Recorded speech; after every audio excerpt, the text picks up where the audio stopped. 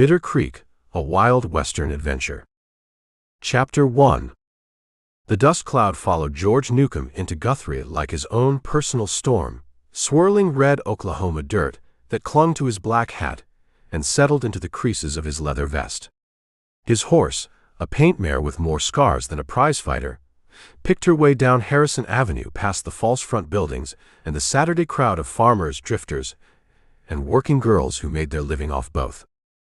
Newcomb pulled up at Murphy's saloon, swung down, and tied the mare to the hitching post. A drunk stumbled past, took one look at the newcomer, and decided the other side of the street held more promise. "You got that look," the drunk muttered, not quite under his breath. Newcomb pushed through the batwings. The saloon smelled of whiskey, sweat, and something that might have been hope but probably wasn't. 3 cowboys sat at a corner table, playing cards. A woman in a faded blue dress worked the bar, her smile as worn as her sleeves. The bartender, a man with arms like tree trunks and a face that had seen its share of trouble, looked up when Newcomb approached. "Whiskey," Newcomb said. "We got 2 kinds. Good and not so good." "The good." The bartender poured from a bottle that had seen better days but still had most of its label. "You're new." "New enough." "Where you from?" Newcomb downed the whiskey, felt it burn all the way down. "Kansas." "Kansas is a big place." "Bitter Creek." One of the cowboys looked up from his cards. "Bitter Creek. Hell, I've been through there. Ain't nothing but a water stop and a prayer." "That's about right," Newcomb said. The bartender refilled his glass without being asked. "What brings you to Oklahoma territory?" "Same thing brings most people. Fresh start." "Or running from something," the woman in blue said. She'd drifted over, the way women do when they smell money or trouble. Sometimes both. Newcomb looked at her. Pretty once, maybe still was if you squinted in the right light. "Name's George Newcomb." "I'm Mary. Mary Sullivan. Irish. 3 generations back." "You want some company?" George from Bitter Creek. "Just the whiskey for now." The cowboy who'd been watching them stood up, walked over. He was young, maybe 25, with the kind of swagger that comes from never having been beat down proper. His friends stayed at the table, but their hands moved closer to their guns. "You know," the cowboy said, "we don't get many Kansas boys in here." "That a fact?" "It is. Most Kansas boys, they got sense enough to stay in Kansas." Newcomb turned to face him, full on. The kid was wearing a Colt, in a tooled leather holster, positioned for a cross draw. Show-off rig. And most Oklahoma boys got sense enough to mind their own business. "This is my business. This whole town is my business." The bartender sighed.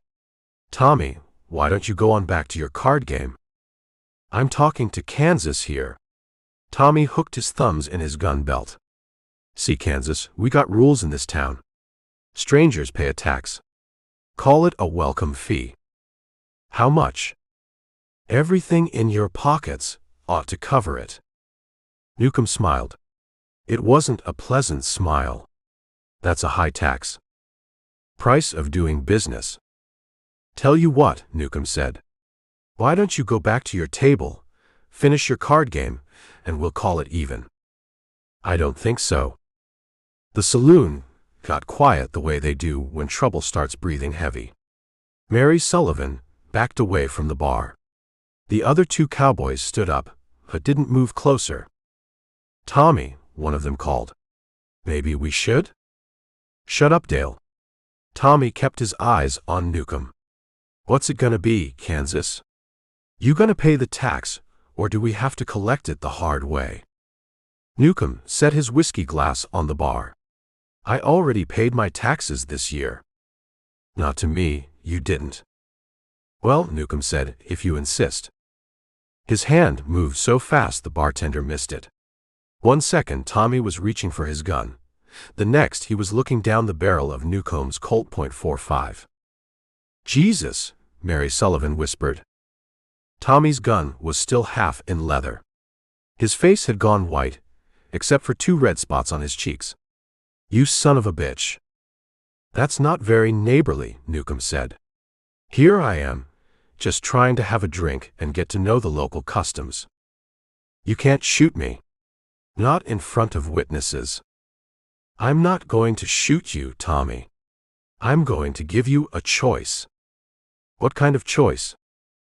"You can apologize to me and these nice people for disrupting their Saturday afternoon, or you can go for that gun and see what happens." Tommy's hand was shaking now. "You're bluffing." "Try me." The silence stretched out like a guitar string, ready to snap. Finally, Tommy let his hand fall away from his gun. "I'm sorry," he said, the words coming out like he was spitting nails. "Louder." "I said I'm sorry." "That's better." Newcomb holstered his gun with the same smooth motion he'd drawn it. "Now why don't you boys finish your card game somewhere else?" The 3 cowboys headed for the door like their pants were on fire. Tommy stopped at the batwings, looked back. "This ain't over, Kansas." "Yeah, it is," Newcomb said. They left, and the normal sounds of the saloon crept back in. The bartender poured himself a drink, with hands that weren't quite steady. "Mister," he said, "I seen a lot of fast guns come through here." That was something else. "Just trying to be friendly." Mary Sullivan laughed, a sound with no humor in it. "Friendly? That's what you call it."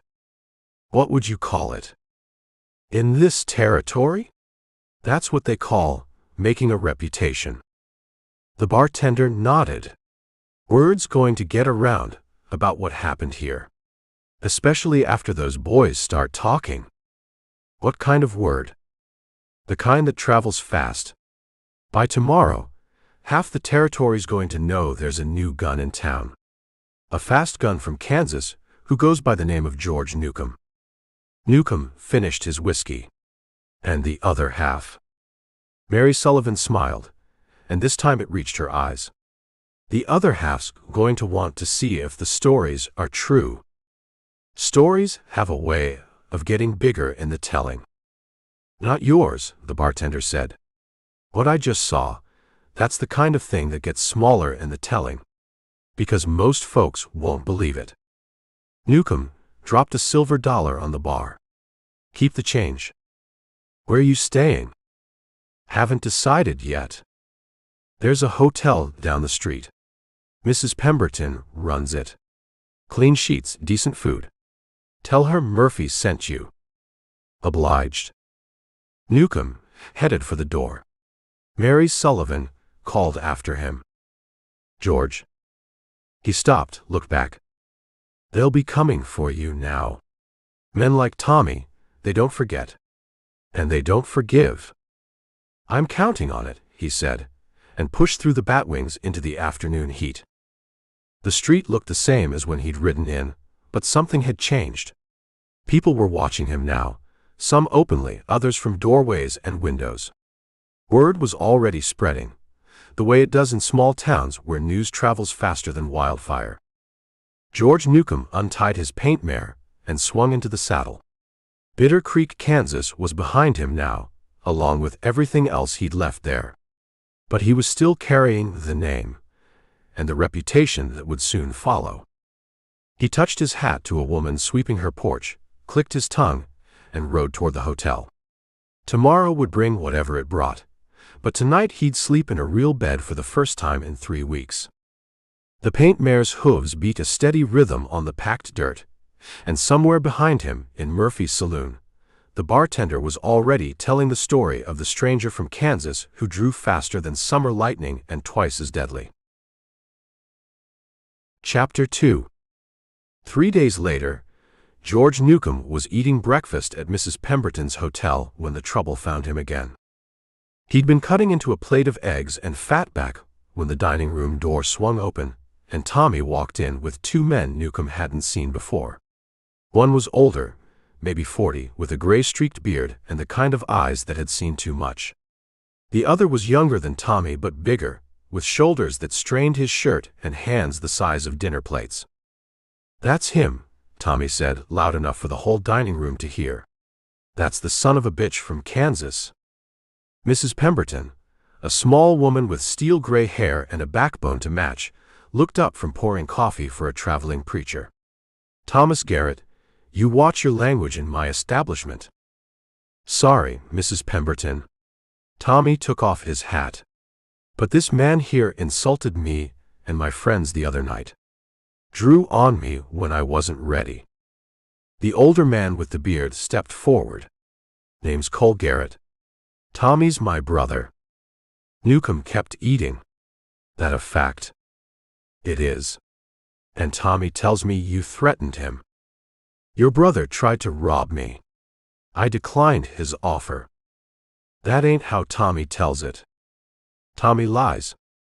The big man laughed. "I like him, Cole. Got stones?" "Shut up, Pete."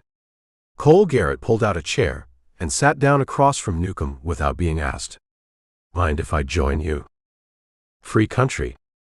"See, here's the thing, Kansas. My little brother, he's got a mouth on him, but he's blood. And when somebody draws on family, well, that makes it family business." Newcomb forked another bite of eggs. "What kind of family business?" "The kind where you apologize to Tommy and pay for the drinks you cost him the other night. Call it settling accounts. Or we take this outside and settle it another way." The traveling preacher at the next table cleared his throat. "Gentlemen, perhaps we could." "Shut it, Bible man," Pete said. "This ain't Sunday school." Mrs. Pemberton set down her coffee pot with enough force to rattle the cups. "Peter Dobson, you take that tone with Reverend Hayes again, and you'll be banned from this establishment." "Yes, ma'am," Pete said, but he was grinning. Newcomb pushed his plate away and leaned back in his chair. "Cole, is it?" "That's right." "Well, Cole, I got a different idea about settling accounts." "I'm listening." "How about your brother apologizes to me for trying to rob me, and you pay Mrs. Pemberton for the meal he's interrupting?" Cole's eyes narrowed. "You got brass, I'll give you that." "I got more than brass." "Yeah. Like what?" "Like this." Newcomb's hand moved to rest on the butt of his Colt. "And the will to use it." Tommy stepped forward. "Cole, let me handle this. I've been thinking about it for 3 days." "You've been drinking about it for 3 days," Cole said.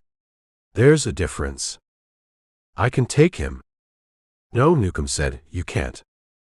The dining room had gone quiet, except for the tick of the grandfather clock in the corner and the soft scrape of Mrs. Pemberton's shoes as she moved closer to the kitchen door. Pete cracked his knuckles. "Maybe we should all go outside, talk this through proper." "Good idea," Newcomb said. He stood up, dropped 2 bits on the table. "Mrs. Pemberton, thank you for the breakfast." "Mr. Newcomb," she said, "perhaps you could." "No, ma'am, I don't think so." They filed out onto Harrison Avenue. The morning sun was already hot, promising another scorcher of a day. A few townspeople stopped to watch, the way people do when they smell trouble coming. "How you want to do this?" Cole asked. "Fair fight," Newcomb said. 3 against 1 seems about right for the Garrett family. Pete laughed. "Hell, I like this boy more every minute." "You won't be laughing long," Tommy said. He'd been drinking already. Newcomb could smell it on him. Liquid courage from a bottle. "Here's how it works," Cole said. "We spread out, give everybody room to work. When I say go, we see who's left standing." "Works for me." They positioned themselves in the street, Cole to the left, Tommy in the middle, Pete to the right. A crowd was gathering on the sidewalks, including Murphy from the saloon and Mary Sullivan, who was watching with the kind of interest women show when men are about to do something stupid. "You sure about this, Kansas?" Cole called. "Last chance to apologize and walk away." "I'm sure." "Tommy, you ready?" "Been ready for 3 days." "Pete." ready as Sunday morning. Newcomb stood loose and easy, his right hand hanging near his gun. The street was quiet, except for the sound of his own breathing and the distant lowing of cattle from the stockyards. "Go," Cole shouted. 3 hands went for 3 guns. Newcomb's Colt cleared leather while the others were still reaching.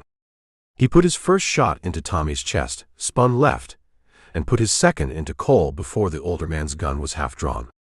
Pete was fast, faster than his brothers, but not fast enough. Newcomb's third shot took him high in the shoulder, spinning him around and dropping his gun in the dirt. The whole thing took maybe 3 seconds. Tommy was down and not moving. Cole was sitting in the street, holding his side, blood seeping between his fingers. Pete was on his knees, cursing and trying to stop the bleeding from his shoulder. "Jesus Christ," someone in the crowd whispered. Newcomb reloaded his Colt, taking his time about it. The crowd stayed well back. "You killed my brother," Cole said. "He drew on me." "Goddamn you." "Maybe. But not today." The town marshal showed up, a fat man with a badge and a worried expression. "What happened here?" "3 men drew on me," Newcomb said. "I drew back." "That right?" the marshal asked the crowd. Several people nodded.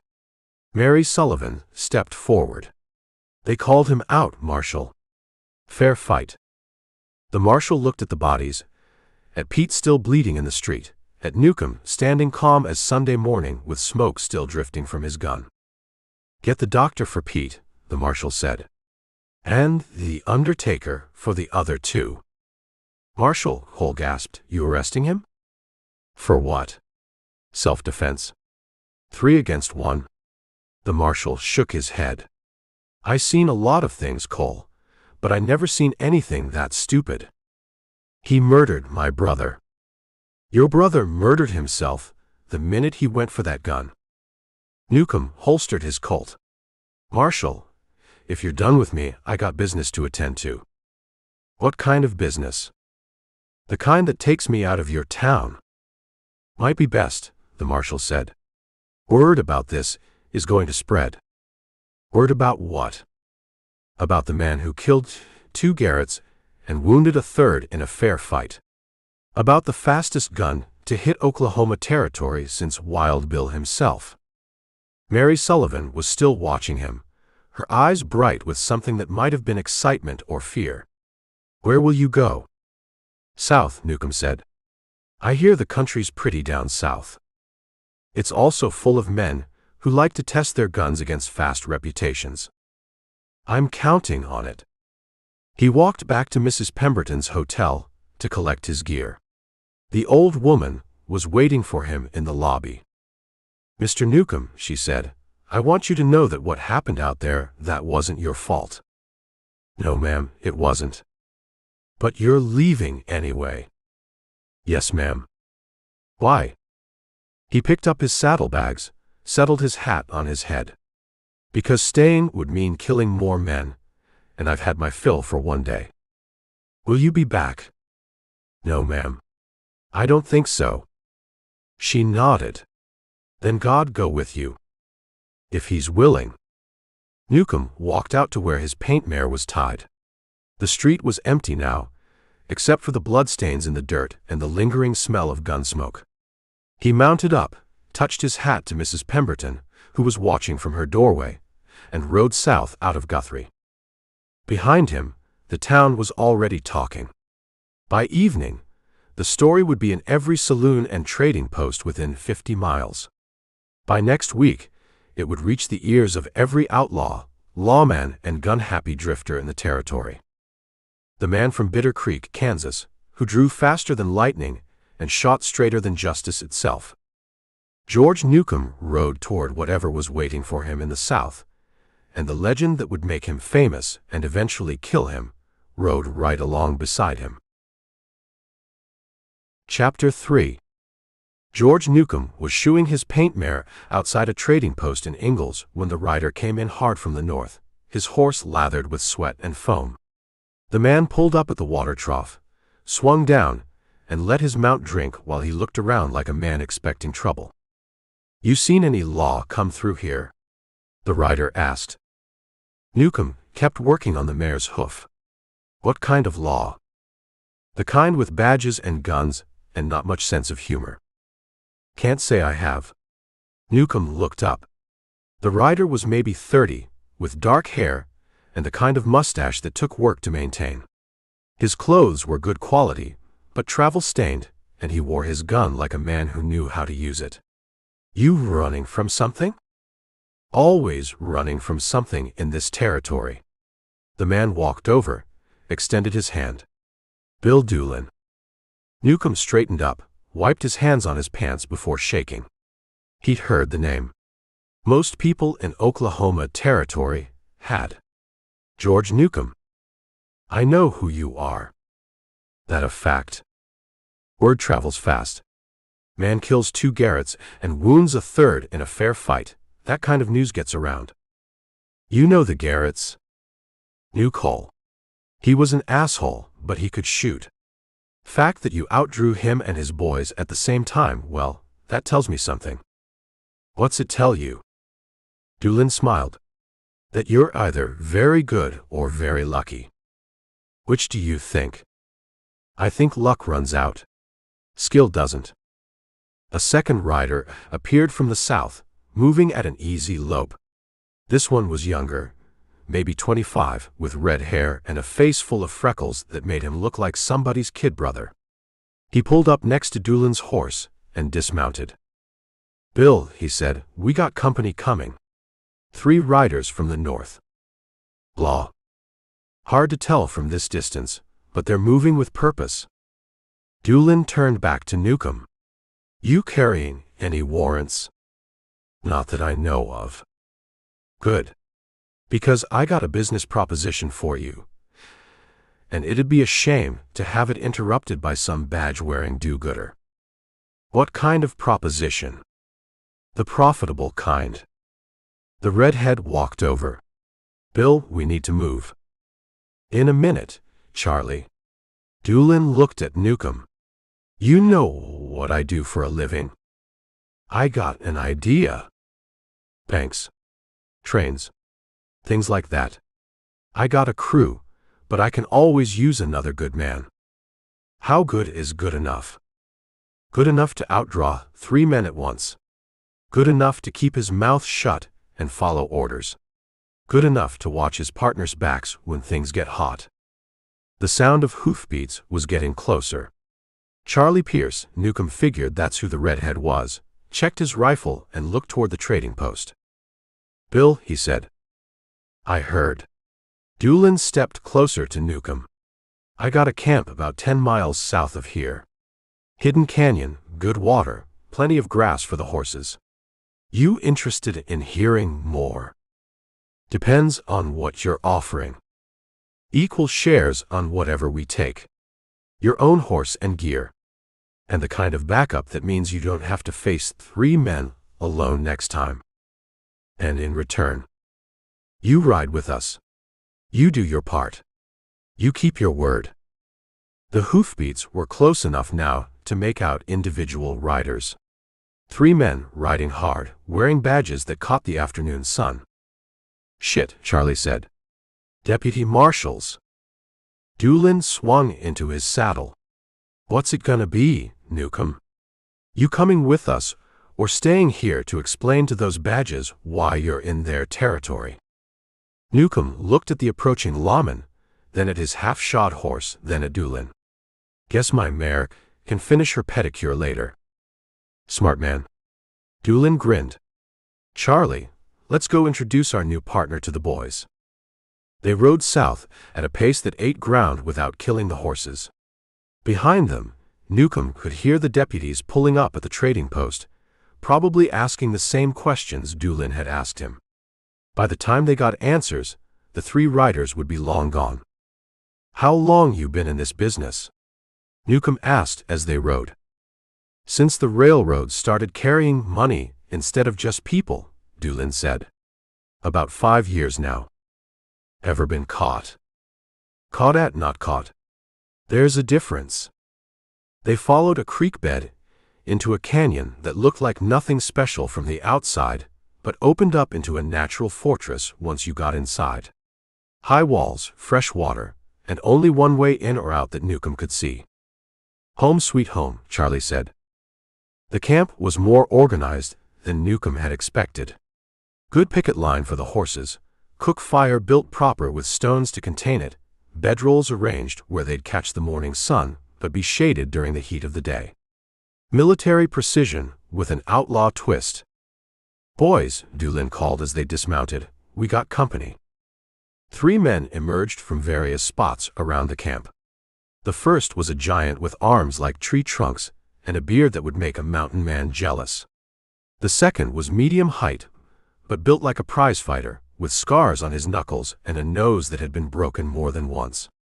The third was older, maybe 50, with gray hair and the steady eyes of a man who'd seen it all twice. "This here's George Newcomb," Dulan said. "Goes by Bitter Creek, on account of where he's from." "Kansas," Charlie added helpfully. "Kansas," the big man repeated. "Well, hell, we already got one troublemaker from Kansas." He grinned. "I'm Dynamite Dick Clifton. On account of, I like blowing things up." The prizefighter stepped forward. "Redbuck Whiteman. I heard about you. Guthrie, right?" 3 men. 2 men, Newcomb said. "The third one lived." "More'n most can say." The older man extended his hand. "Arkansas Tom Jones. Don't let the name fool you, I'm from Missouri." "We're all from somewhere else," Dulan said. "That's what makes us a family." "Some family," Newcomb said, looking around the canyon. "Best kind," Dynamite Dick said.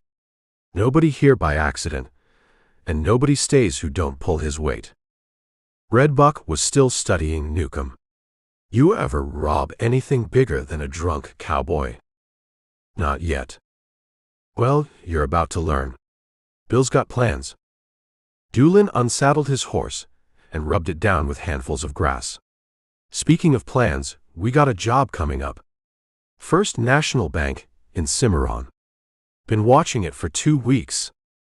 "Good pickings?" Arkansas Tom asked. "Better than good. Cattle buyers been through town, railroad payroll came in yesterday, and the bank president likes to keep extra cash on hand for emergencies." "What kind of emergencies?" Newcomb asked. "The kind where somebody walks in with guns and asks real polite for a withdrawal." Charlie Pierce laughed. "Real polite. That's Bill for you." "Polite works better than shooting," Dulan said. "Less mess, fewer dead bodies, and the law don't chase you as hard when nobody gets hurt." "What if they don't want to be polite back?" Newcomb asked. "Then we convince them," Redbuck said, patting his gun. Dynamite Dick was building up the fire for coffee. "When we hitting it?" "Day after tomorrow. Gives us time to scout the approaches, plan our route out, and make sure our new friend here understands how we work." "How do you work?" Dulan sat down on a log and started cleaning his rifle. "Simple. We ride in quiet, do our business, ride out clean. No shooting unless we have to, no killing unless there's no choice. We're businessmen, not butchers." "Businessmen who steal money," Arkansas Tom said. "Businessmen who redistribute wealth," Dulan corrected. "From banks that got too much to outlaws who got too little." "That's one way to look at it," Newcomb said. "You got a problem with our methods?" "No problem. Just want to understand the rules." "Rules are simple," Redbuck said. "Do your job, watch your partner's backs, and don't get caught." "And if you do get caught?" Newcomb asked. The camp got quiet for a moment. Then Dulan looked up from his rifle. "Then you don't talk. Ever. No matter what they threaten or what they promise. And if somebody does talk, then they better hope the law finds them before we do." Charlie Pierce poured coffee into tin cups and passed them around. "Don't mind Bill. He's philosophical about the business." "Philosophy's what keeps us alive," Dulan said. "That, and being faster than the other fellow." Speaking of fast, Dynamite Dick said to Newcomb, Charlie here says you outdrew 3 men at once. I got lucky. Luck my ass, Redbuck said. Nobody's that lucky. Arkansas Tom sipped his coffee. Show us. Show you what? How fast you are. We all heard the stories, but stories get bigger in the telling. Newcomb looked around the camp. 6 pairs of eyes watching him, waiting to see if he was as good as his reputation claimed. All right, he said, and stood up. Chapter 4. You nervous, Kansas? Redbuck Whiteman's voice was a low rumble, laced with a mean sort of amusement. He sat his horse next to Bitter Creek's, the two of them watching the town of Cimarron wake up from a dusty alley. I'm thinking, Bitter Creek said, his eyes on the front of the First National Bank across the street. Thinking gets a man killed, Redbuck said. Doing is what keeps you alive. Then I'm thinking about doing, Bitter Creek said without looking at him. The town was quiet. A milk wagon rattled past, the driver half asleep. A dog barked somewhere. From their position, they could see the whole street. Dulan had planned it right. He, Charlie Pierce, and Arkansas Tom were positioned at the far end of the street, by the livery. Dynamite Dick was with the horses, hidden in a cottonwood grove just out of town. The plan was simple. Walk in, ask for the money, walk out. It's time, Redbuck said, pulling a blue bandana up over his nose. Bitter Creek did the same. The cloth smelled of dust and sweat. He swung down from his paint mare, his boots making a soft thud in the dirt. He pulled his Colt, the feel of the worn walnut grip a familiar comfort in his hand. They walked out of the alley and across the street, their spurs making a quiet, rhythmic jingle. They moved like they owned the place, 2 men on their way to work. A woman carrying a basket of laundry saw them, her eyes widening at the sight of the masked men and the guns in their hands. She dropped her basket and ran. So much for quiet, Redbuck muttered. They pushed through the front door of the bank. It was a small, neat room that smelled of ink and old money. A single teller, a young man with a thin mustache and hair slicked down with pomade, stood behind the polished wooden counter. An older man, the bank president, sat at a big desk in the back, a pair of spectacles perched on his nose. They both looked up, their faces freezing in masks of disbelief, then fear.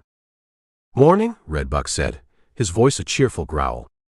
We're here to make a withdrawal. The bank president, a man named Abernathy, started to rise from his chair, his hand inching toward a desk drawer. Bitter Creek didn't raise his voice. I wouldn't, he said. Abernathy's hands stopped. He looked at the cold, steady barrel of Bitter Creek's Colt, and seemed to make a decision about his own mortality. He slowly raised his hands.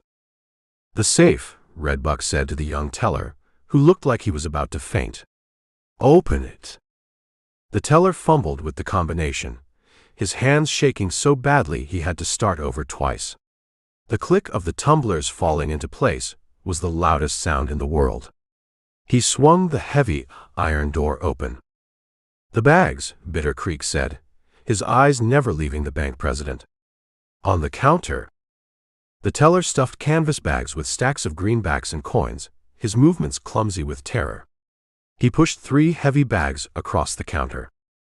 That all of it? Redbuck asked. Yes, sir, the teller squeaked. Railroad payroll came in yesterday. It's all there. Good boy, Redbuck said. He turned to Abernathy. You just sit tight for 5 minutes. Don't be a hero. Heroes get buried. They backed out of the bank, dragging the heavy bags. The street was no longer quiet. Men were shouting. A window opened in the hotel across the way, and the barrel of a rifle poked out. A shot rang out, the bullet kicking up dust at Bitter Creek's feet. He didn't even flinch. He fired from the hip, a single instinctive shot at the window. The rifle disappeared. They ran for the alley, the money bags thumping against their legs. Dulan and the others were already on their horses, laying down a covering fire, their shots echoing up and down the street. "Go!" Dulan yelled as Bitter Creek and Red Buck swung into their saddles. They spurred their horses out of the alley and galloped down the street, heading for the cottonwood grove. Behind them, the town was erupting like a kicked anthill. Men were pouring out of the saloons and stores, guns in their hands. A man in a dusty suit and a tin star on his vest stepped out from behind the water trough, a shotgun in his hands. A town marshal. He was brave, but he was slow. Bitter Creek saw him take aim.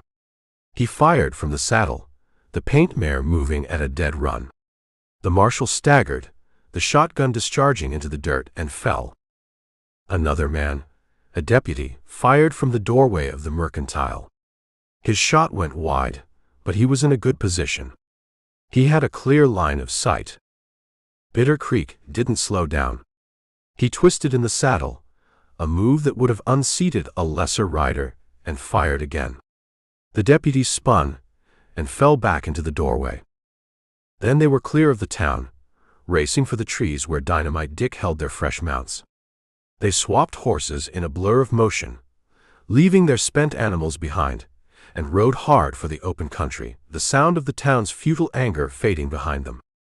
They rode for 2 hours without stopping, pushing deep into the rocky, broken country where no posse would follow. That night, they made a cold camp in a hidden canyon. Dulan appended the canvas bags onto a blanket. The money made a soft, satisfying rustle. $3,240, Dulan said, after they'd counted it out. He looked at Bitter Creek, a new respect in his eyes. "You earned your share today, Kansas. Those 2 lawmen, that was clean work." "They drew on us," Bitter Creek said, cleaning his Colt by the light of the small fire. "That they did," Dulan said. He divided the money into 6 even stacks. $540 a man. Bitter Creek looked at his share. It was more money than he had ever seen in one place in his entire life. It was enough to buy a small piece of land, to start over, to be someone else. He picked up the stack of bills. It felt warm from the fire. He folded it and tucked it into his shirt. It didn't feel like a new beginning. It felt like a tombstone. He looked around the fire at the faces of the other men. They were laughing, passing a bottle, celebrating. They were outlaws. And now, so was he. He went back to cleaning his gun, the rhythmic scrape of the cleaning rod the only sound in his own private silence. Chapter 5. You tell me again how it happened. The man's voice was quiet, but it had a weight to it that made the Guthrie town marshal shift uncomfortably in his own chair. "I told you." They called him out. 3 of them. He shot 2 dead, and wounded the 3rd before they'd cleared leather. "And you call that a fair fight?" "It's what the witnesses called it," Marshal Brody said, mopping his brow with a handkerchief that was already damp. "I wasn't there for the start of it." The man sitting across the desk from him didn't seem to care about the heat. He wore a dark, well-tailored suit, but it wasn't a city suit. It was the kind of suit a man wore to his own funeral or to someone else's. He was in his 40s, with a trimmed gray mustache and eyes the color of a stormy sky. His name was Eldridge Sample, and the badge pinned to his vest said U.S. Marshal. "Witnesses," Sample said, the word tasting like something sour in his mouth. "The witnesses in this territory would swear a pig could fly if you paid them $1. He leaned forward, his storm-gray eyes fixed on the local lawman. "I'm not interested in what the witnesses called it. I'm interested in the facts. A man named George Newcomb, calls himself Bitter Creek, rides into your town. 3 days later, 2 of your local hard cases are in the ground, and another is nursing a hole in his shoulder. And you just let him ride away." "It was self-defense," Brody insisted, his voice a little too loud. "There was nothing I could hold him on." "You could have held him on suspicion," Sample said, his voice never rising. "You could have asked him some questions." You could have found out what brought a man with a gun that fast to your town in the first place. He said he was just passing through. Men like that, Sample said, standing up, are never just passing through. They're either running from something or they're heading toward it. He walked to the window and looked out at the dusty street.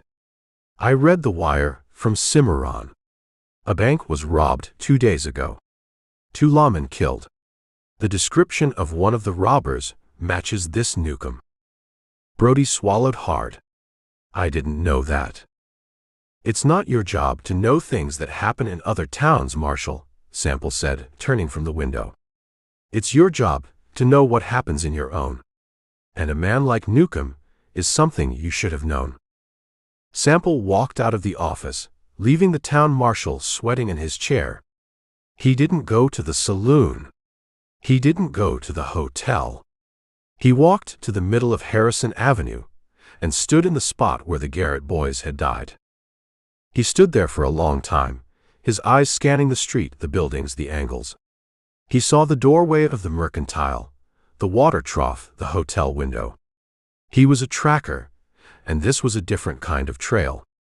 He was reading the geometry of a gunfight, seeing the lines of fire, feeling the rhythm of the 3 seconds that had changed everything in this town. He saw how it had happened. The way Newcomb had used the table. The way he had taken the man in the center first, the biggest threat. The way he had spun left, then right. It wasn't just speed. It was thought. It was a cold, brutal efficiency. He walked over to Murphy's saloon. The place was quiet, the lunchtime crowd having thinned out. Murphy was behind the bar, polishing a glass. He looked up when Sample came in, and his face went carefully neutral. "Marshal," Murphy said, nodding. "Whiskey," Sample said. "The good stuff." Murphy poured. Sample didn't drink. He just looked around the room. "This is where it started." "It is," Murphy said. "Tell me about it." "Not much to tell. Tommy Garrett was drunk. He tried to push the new fella, Newcomb. Newcomb wasn't in a pushing mood. I heard he drew on Tommy." "He did," Murphy said. "Faster than anything I've ever seen. But he didn't shoot him. He gave him a choice. Apologize or finish the draw." Sample's eyes narrowed. "He let him back down." "He did. Tommy apologized, and Newcomb let him walk out of here." This was a new piece. A piece that didn't quite fit with the man who had shot down 2 lawmen in Cimarron. A man who gives you a choice isn't just a killer. He's something else. "And the woman?" Sample asked. "Mary Sullivan. I heard she was here." "She was," Murphy said. "Watched the whole thing." "She talked to him?" "Some. After. But he wasn't interested. Just had his drink and left." Sample finally picked up his glass. He looked at the whiskey, then at the bartender. "I'm putting together a posse, Murphy. I'm going after the Doolin Gang. All of them. And I'm starting with your friend from Kansas." "He ain't my friend," Murphy said quickly. "No," Sample agreed. "He's not. He's the kind of man who doesn't have friends. Only partners. And victims." He drank the whiskey, the good stuff, and set the glass down on the bar. "I'm looking for men. Men who can ride, who can shoot, and who aren't afraid of a long trail." "You won't find many of those in Guthrie," Murphy said. "Not anymore. The ones with any sand in them are either working for a ranch or they're on the other side of the law themselves." "I only need a few," Sample said. "And I'll pay well. The government has put a bounty on Dulan's crew. 5,000 a head. Dead or alive." He laid a crisp new wanted poster on the bar. It had a crude drawing of a man's face on it. Underneath it read, "George Bitter Creek Newcomb. Wanted for bank robbery and the murder of 2 peace officers." "You see him again," Sample said, his voice as cold as a grave. You send me a wire. There's a reward." He turned and walked out of the saloon, leaving the wanted poster and the promise of blood money on the bar. He walked to the telegraph office, his boot heels clicking a steady, relentless rhythm on the boardwalk. He had the shape of the man now. Fast, smart, and maybe, just maybe, with a line he wouldn't cross. But he had crossed it in Cimarron. And now, Eldridge Sample was going to make him pay for it. He pushed open the door to the telegraph office, the bell tinkling, a sound like a death knell. Chapter 6. He's not just a killer. He's a ghost. U.S. Marshal Eldridge Sample stood over a map of the territory spread across a table in the Guthrie Marshal's office. He traced a line with his finger, a line that connected Cimarron to a dozen other dusty, forgotten towns. He hits a place, and by the time a posse is formed, he's vanished. Dulan's got a system. A network. "So we break the network," his new deputy said. The man's name was Miller, a tough, quiet lawman Sample had brought in from Fort Smith. He had the kind of patient eyes that were good for waiting outlaws out. "How?" Marshal Brody asked from behind his desk, looking like a man who wished they would both just disappear. "They hide out with sympathizers. Nesters who hate the railroad. Folks who think Dulan is some kind of Robin Hood." "He's not Robin Hood," Sample said, his voice as cold as a banker's heart. "He's a businessman. And his business is theft and murder." He looked at Miller. "We're not going to break his network. We're going to let his network tell us where he's going next." He tapped the map. The Missouri-Kansas-Texas line. The Katy. It runs a payroll train south every 2 weeks. It's due through Woodward tomorrow. "You think they'll hit it?" Miller asked. "I think they're feeling confident," Sample said. "They took $3,000 from the bank in Cimarron. They think they're invisible." He folded the map. "And we're going to let them keep thinking that. Right up until the moment we're not. It's too soon." Arkansas Tom Jones didn't raise his voice, but the words had a weight that made the other men in the canyon hideout go quiet. He was looking at Bill Dulan, his steady older eyes full of a caution the younger men lacked. "The heat from Cimarron is still on," Tom said. "Every lawman in 3 territories is out beating the bushes for us. Hitting a train now, it's like waving a red flag at a bull." "That's the point," Dulan said, cleaning his rifle with a slow, methodical rhythm. "They're expecting us to lay low, to run for the hills. They're not expecting us to hit them again, right under their noses." "I like it," Red Buck Whiteman said, a wide, eager grin on his face. He was oiling the action on his own Winchester. "It's got style." Bitter Creek sat a little apart from the others, sharpening his knife on a whetstone. He listened, saying nothing. The $500 from the Cimarron job was still in his saddlebags. It hadn't bought him the peace he thought it might. It had only bought him a place at this fire. "The Katy payroll train," Dulan went on, ignoring Tom's warning. "It passes through Woodward tomorrow afternoon. There's a water stop 3 miles east of town, a place called Turkey Creek. The train has to slow to take on water. That's where we'll do it." "Guards?" Bitter Creek asked, his first words since the conversation started. "2," Dulan said. "1 in the express car, 1 on the platform. Adams Express Company men. They're paid to look tough, not to die." "Sometimes a man gets confused about the difference," Bitter Creek said, testing the edge of his knife with his thumb. "Then we'll have to clarify it for him," Red Buck said with a laugh. The plan was simple. Dynamite Dick would set a small charge on the track just past the water tower. Not enough to derail the train, but enough to make the engineer stop. The rest of them would be waiting in the trees. "We hit the express car fast," Dulan said. "We're not after the passengers. Just the company's money. We're in and out in 5 minutes. Clean." He looked around the fire at the faces of his men. "Any questions?" Arkansas Tom just shook his head, a look of resignation on his face. He was a loyal soldier, even when he thought the general was making a mistake. The next afternoon, the Katy Flyer was right on time. Bitter Creek lay flat on a small rise overlooking the Turkey Creek water stop, the sun hot on his back. He could see the whole scene laid out below him: the wooden water tower, the lonely stretch of track, the thick stand of cottonwoods where the rest of the gang was waiting with the horses. He heard the train's whistle, a long, mournful sound that carried on the hot wind. Then he saw the smoke.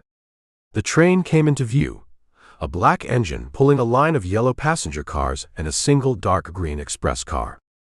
It slowed, just as Dulan had said it would, hissing steam as it approached the water tower. The fireman swung the big pipe out over the engine's tender. That's when Dynamite Dick set off his charge. It wasn't a big explosion, just a sharp whump and a cloud of dust and splintered railroad ties from 100 yards down the track. But it was enough. The engineers slammed on the brakes, the train groaning to a halt. Dulan and his men burst from the trees, their horses moving at a dead run. They swarmed the train, their bandanas pulled up over their faces. It was all going according to plan. Bitter Creek watched as Dulan and Red Buck ran for the express car. But something was wrong. The guard on the platform wasn't just looking tough. He was a young man, no older than 20, with a determined look on his face. And he had a shotgun in his hands. "Get back!" the young guard yelled, his voice cracking with a mixture of fear and courage. "This is a U.S. mail train. It's a federal offense." "Don't be a hero, kid," Dulan shouted, his own gun leveled. "Just drop the scattergun, and no one gets hurt." The kid hesitated. He looked at the half-dozen masked men on horseback. He looked at the shotgun in his hands. He made a decision. A bad one. He raised the shotgun. Bitter Creek was already moving. He had seen the hesitation, the flicker of suicidal bravery in the kid's eyes. He was on his feet and running down the slope before the kid's finger had even tightened on the trigger. The shotgun boomed, its blast tearing a hole in the air just over Dulan's head. Dulan fired back, his shot taking the kid in the leg, sending him sprawling on the platform.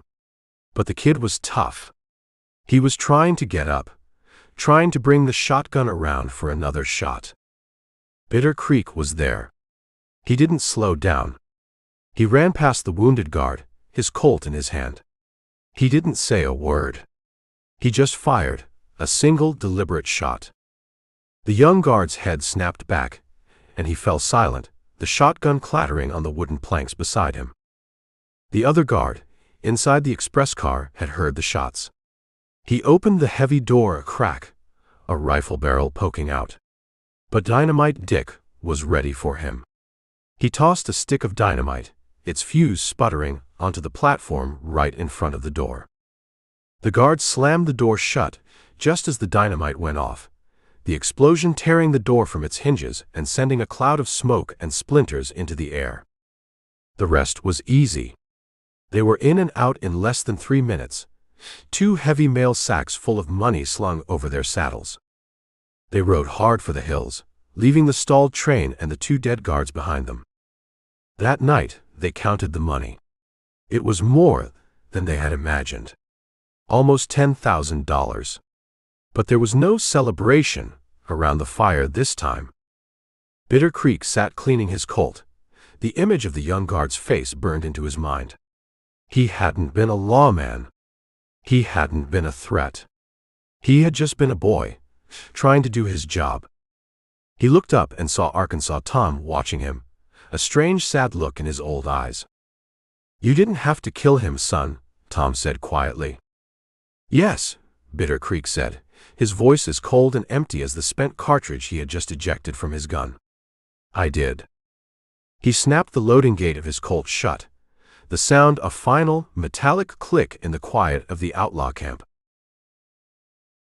Chapter 7. You sure you know where you're going, Bill? Redbuck Whiteman's voice was a low grumble, cracked with dust and impatience. He squinted at the endless, sun-bleached horizon. "This ain't nothing but rocks and lizards out here." "It's something," Bill Dulan said, not turning in his saddle. "And it's better than a jail cell in Guthrie. Keep your mouth shut and your eyes open." They rode in silence, 6 men moving through a landscape that didn't want them. The heat from the train job was a palpable thing, a fire at their backs. Every lawman in the territory was looking for them, and the $10,000 they'd taken felt heavier with every mile. Bitter Creek rode a little apart from the others. He could still feel the cold judgment in Arkansas Tom's eyes. He'd done what needed to be done. A man who hesitates in a fight is a man who dies. But the memory of the young guard's face, the surprise in his eyes, was a bitter taste in his mouth. Late in the afternoon, Dulan led them into a shallow, winding canyon that opened up into a wide green valley. It was like stepping into another world. A creek lined with cottonwoods snaked through a pasture of knee-high grass. A neat, well-kept ranch sat in the center of it all, the adobe of the main house looking cool and solid in the heat. "What is this place?" Charlie Pierce asked, his voice full of a weary awe. "A friendly port in a storm," Dulan said. As they rode into the main yard, a big man with a sun-weathered face and a calm, steady gaze came out onto the porch. He held a shotgun in the crook of his arm, but it was a farmer's shotgun, not a gunfighter's. He wasn't aiming it. He was just holding it. "Been a while, Bill," the man said, his voice a calm, deep baritone. "Been busy, B," Dulan said, swinging down from his horse. "This is the Dunn ranch. B. Dunn, his brother Calvin, and his sister Rosa. They're good people." Another man, leaner and younger than the first, came out of the barn. This was Calvin. He nodded at Dulan, his eyes taking in the rest of the gang, lingering for a moment on Bitter Creek. "You boys look like you've been rode hard and put away wet," B. Dunn said, a slow smile spreading across his face. "Get down. There's fresh water in the trough, and Ma's got a stew on the stove that'll make you forget your troubles." The front door of the house opened, and a girl stepped out onto the porch. Bitter Creek, who had been watching the two brothers with a practiced, wary eye, forgot all about them. She wasn't dressed in saloon silks or fancy town clothes. She wore a simple calico dress, and her dark hair was pulled back in a practical braid. She was tall and slender, with the kind of natural, sun-kissed beauty that made a man's throat go dry. Her eyes, a deep, clear brown, looked at the rough men in her yard, not with fear, but with a quiet, appraising calm. This was Rosa Dunn. She looked at each of them, her gaze passing over Dulan, Redbuck, Dynamite Dick. Then her eyes met Bitter Creek's. They held for just a second, but it was a second that stretched into a long, silent conversation. "Rosa girl," B said. "Looks like we've got company for supper." She just nodded, a faint, unreadable smile on her lips, and went back inside. They ate at a long, wooden table in the ranch house kitchen. It was the first real meal they'd had in weeks, hot beef stew with fresh-baked bread and strong black coffee. It was the kind of food that tasted like a life they didn't have. B and Calvin Dunn talked ranching with Dulan, their voices the low, easy murmur of men who understood the land. They talked about the price of beef, the lack of rain, the new breed of cattle coming up from Texas. They never once mentioned the train robbery or the 2 dead guards. It was a business arrangement. The Dunns provided a safe harbor, fresh horses, and silence. In return, Dulan paid them well. Rosa moved around the kitchen, refilling coffee cups, bringing more bread. She moved with a quiet, unconscious grace. Bitter Creek found himself watching her, the way her hands moved, the way the lamplight caught the reddish tints in her dark hair. He was a man who noticed details, the way a man's hand hovered over his gun, the way a horse favored a leg. Now, all he could see were the details of this girl. After supper, he walked out into the cool night air. The sky was full of stars, more than he'd ever seen in a city. He was leaning against the corral fence when he heard footsteps behind him. "You're the new one," she said. It wasn't a question. He turned. Rosa Dunn stood a few feet away, a shawl wrapped around her shoulders. "The one they call Bitter Creek," she went on, her voice soft. "It's just a name," he said. "Is it?" she asked, her brown eyes watching him in the moonlight. "Or is it who you are?" He was used to men looking at him with fear, women with a kind of nervous excitement. He wasn't used to this. He wasn't used to being seen. "I'm just a man trying to get by," he said, the words sounding hollow even to himself. "That's what they all say," she said, a hint of sadness in her voice. "Bill, Charlie, all of them. They're all just getting by. But it seems to me that their way of getting by leaves a lot of graves in the ground." "It's a hard country," he said. "It is," she agreed. "But it doesn't have to be a cruel one." She looked at him for a long moment, as if she were trying to read the story written on his face. "You're not like them. The others. There's something different in your eyes. Don't go looking for something that isn't there, Miss Dunn," he said, his voice rougher than he intended. She smiled, a real smile this time, and it was like the sun coming up. "My name is Rosa." She turned and walked back to the house, leaving him alone with the smell of wood smoke and the quiet hum of the night. He stood there for a long time after she was gone. He reached into his pocket and pulled out a silver dollar from the train robbery. He turned it over in his fingers, the metal cool against his skin. He thought about the life this money could buy him. A small ranch. A fresh start. He looked at the warm, yellow light in the window of the ranch house. He thought of Rosa, of her calm eyes and her quiet strength. He thought of what it might be like to build something, instead of just tearing it down. He put the silver dollar back in his pocket and walked over to his paint mare. He didn't check his gun. He didn't check his saddlebags.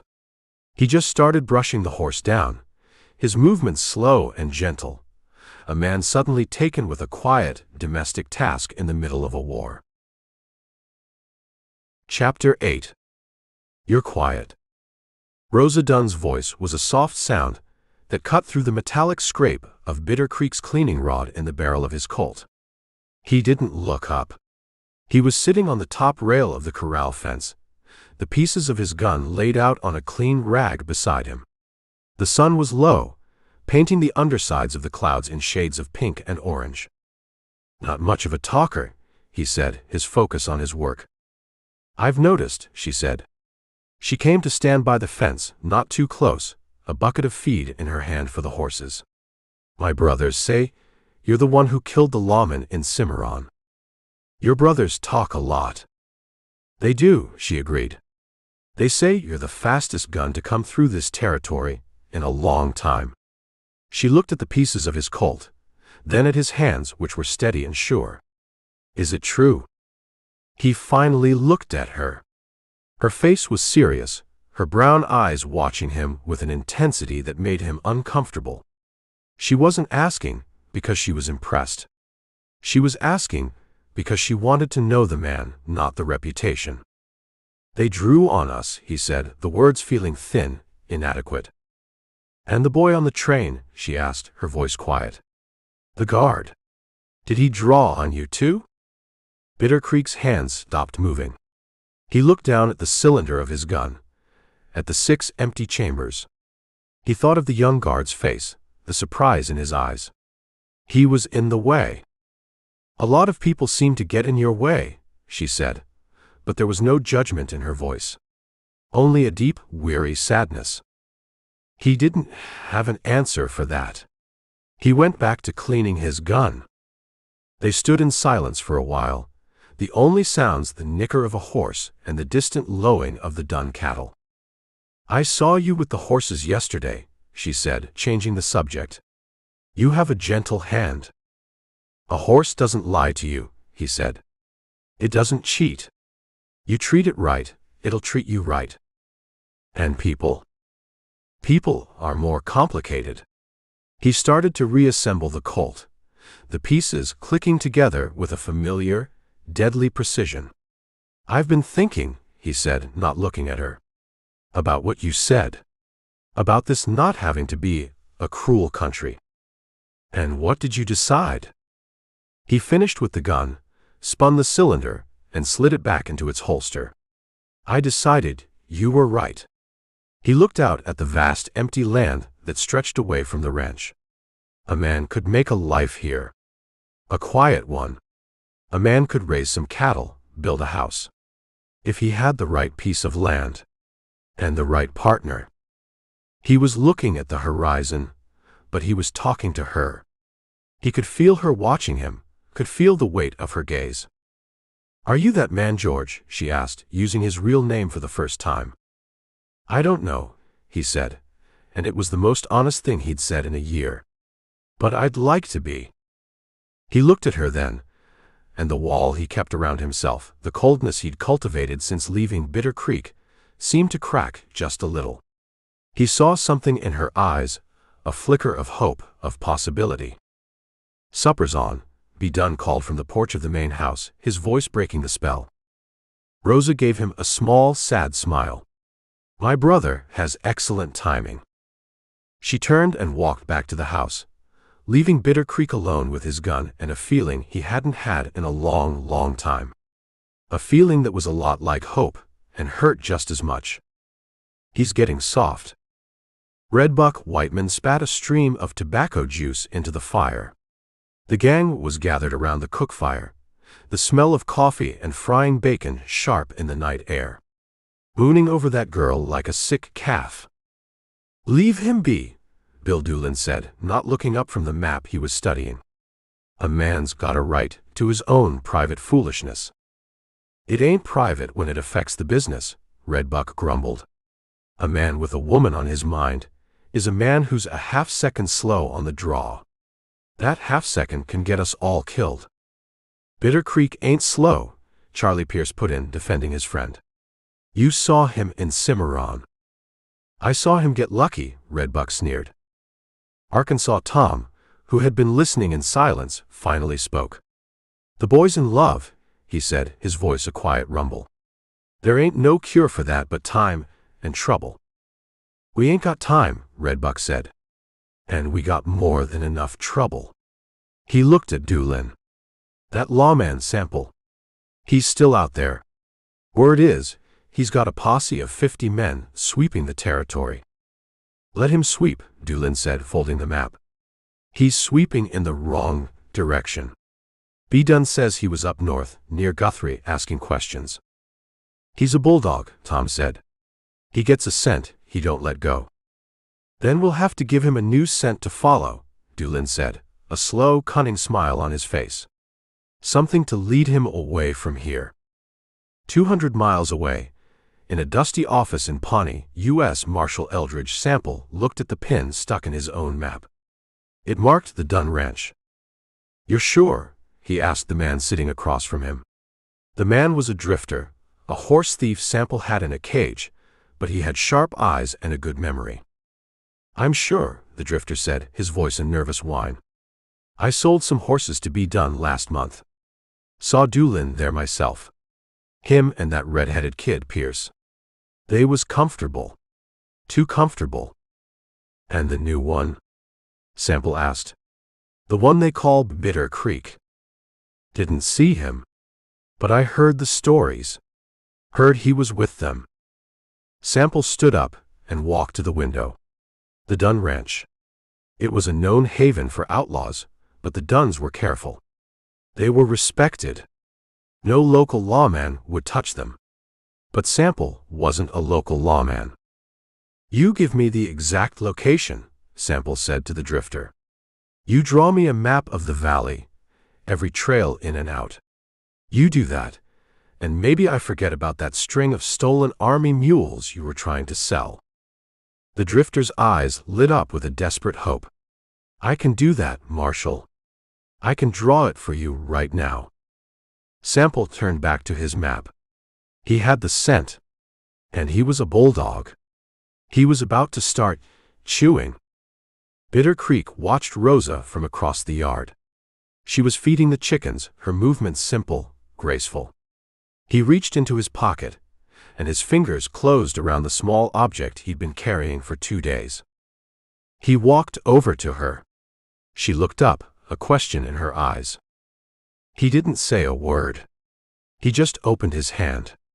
On his calloused palm lay a small, intricately carved wooden bird, its wings half spread as if about to take flight. He'd spent the last 2 nights working on it with his knife, the same knife he'd used to kill a man. She looked at the bird, then at him, her face softening. She reached out and took it from his hand, her fingers brushing his. "It's beautiful," she whispered.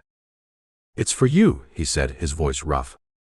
He turned and walked away before she could say anything else, his heart pounding a strange, unfamiliar rhythm in his chest. Chapter 9. You're not going to stop them.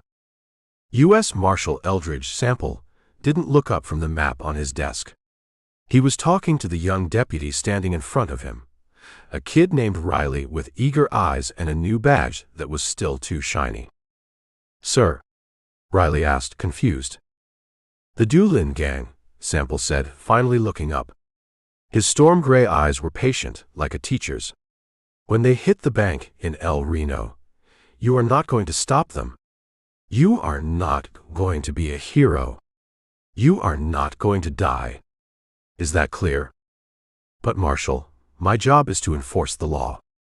"Your job," Sample said, his voice cutting like a razor, "is to do what I tell you to do. Dulan and his men are professionals. You try to take them head on, and they'll kill you before you can clear your holster. And then they'll ride away clean." He tapped a spot on the map. "El Reno. The Cattleman's Bank. They just finished a big sale. The bank is full of cash. Dulan knows this. He has a pattern. He follows the money." He stood and walked to the window, looking out at the dusty street of Pawnee. "I don't want Dulan. Not yet. I want his gang. I want to break them, one piece at a time. I want to make them nervous. I want them to start looking over their shoulders, wondering who's watching." He turned back to the young deputy. "So, you are not going to stop them. You are going to be an inconvenience. You're going to be a rock in their shoe. When they come out of that bank, you will be across the street.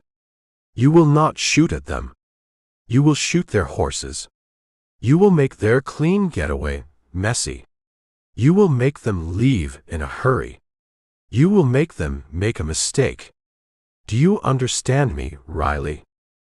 The young deputy's face was a mixture of confusion and dawning understanding. "Yes, sir. I understand. A rock in their shoe." "That's right," Sample said. "Now get on the train. And try not to get killed. That's an order.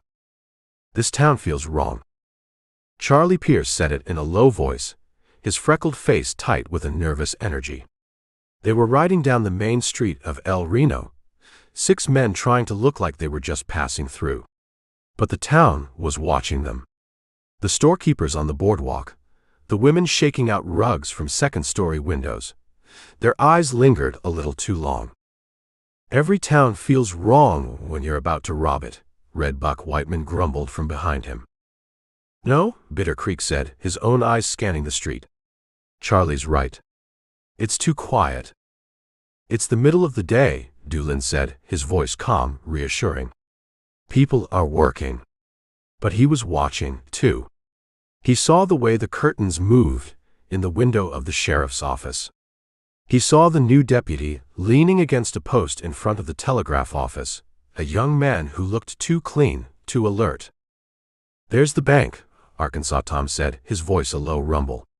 "Just like you said, Bill. Right on the corner." They dismounted, leaving Dynamite Dick with the horses in the alley behind the bank. They walked toward the front door, 5 men with a purpose. The bank was bigger than the one in Cimarron, with a marble floor and a fancy brass grill over the teller's cage. There were 3 customers inside. A farmer, a woman with a small child, and a well-dressed man who looked like a cattle buyer. Dulan pushed the door open, a friendly smile on his face.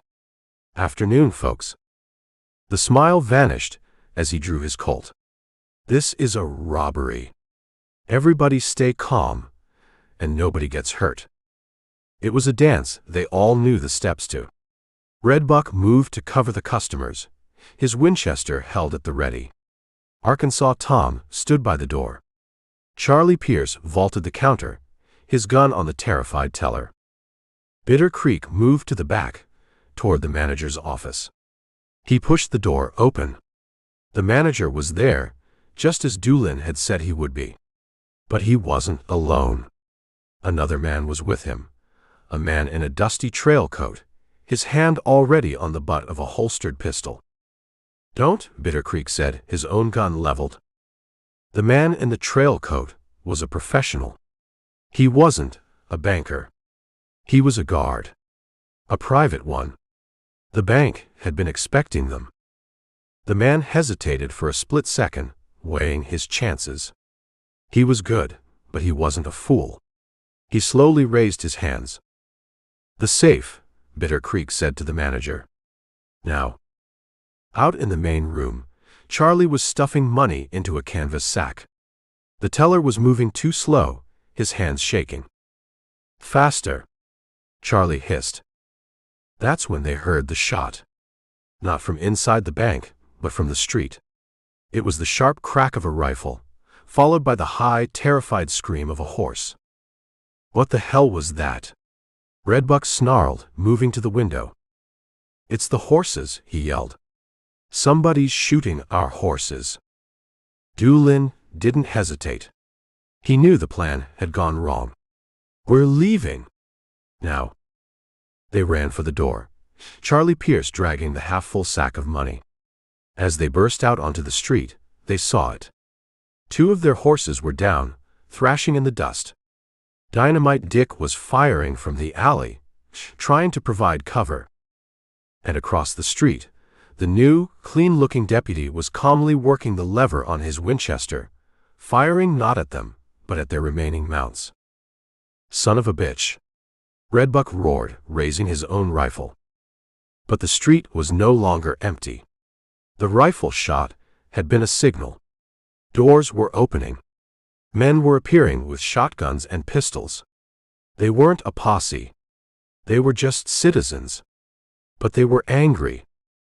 A shotgun boomed from the roof of the mercantile. The buckshot tore into the wooden wall just above Charlie Pierce's head. He flinched, stumbling as he ran for the alley. Another shot, this one from the sheriff's office. The bullet ricocheted off the water trough with a loud ping. They were caught in a crossfire. Their clean getaway had turned into a running gun battle. They reached the alley. Dynamite Dick was trying to control the remaining horses, which were panicked by the gunfire. "Get on," Dulan yelled. They scrambled into their saddles. As Charlie Pierce swung his leg over his horse, a bullet from the street hit him high in the arm. He cried out, a sharp sound of pain, and almost fell. Bitter Creek grabbed him, hauling him into the saddle. "Go," Bitter Creek yelled, slapping Charlie's horse on the rump.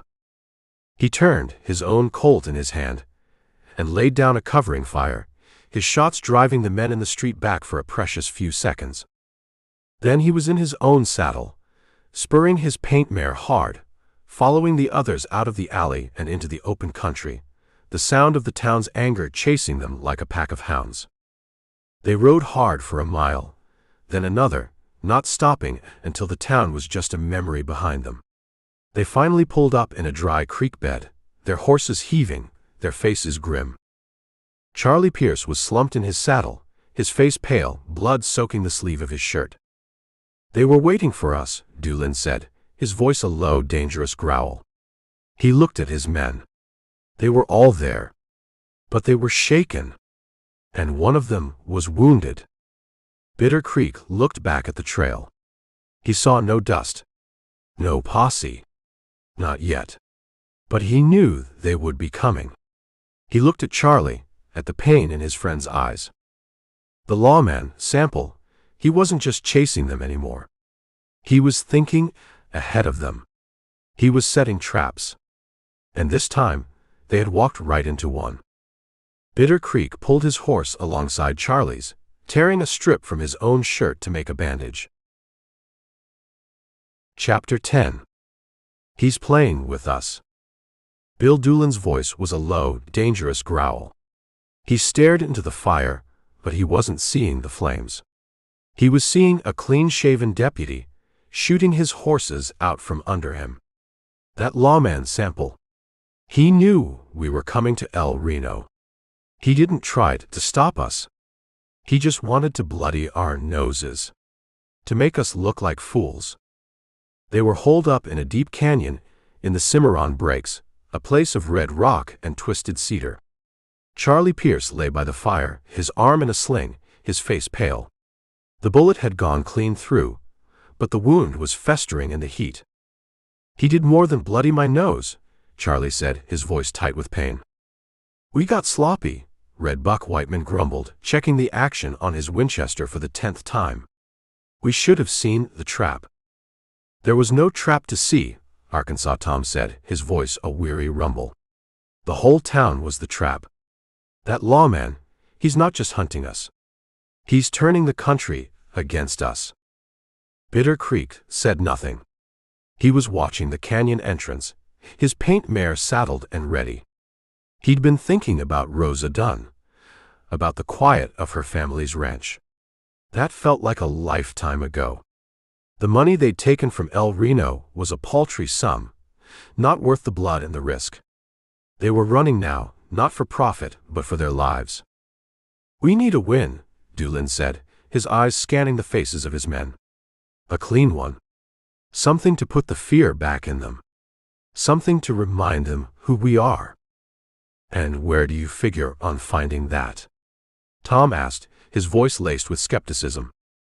"Woodward," Dulan said. "The Stockman's Bank. It's payday for the Rock Island Railroad crews. The bank will be flush." "Woodward." Charlie Pierce pushed himself up on his good elbow. "Bill, that's halfway back to Kansas. They'll be expecting us." "They're expecting us to be licking our wounds in the hills," Dulan countered, a hard, determined light in his eyes. "They're not expecting us to ride straight back into the lion's den. We hit them fast, we hit them hard, and we're gone before they know what happened.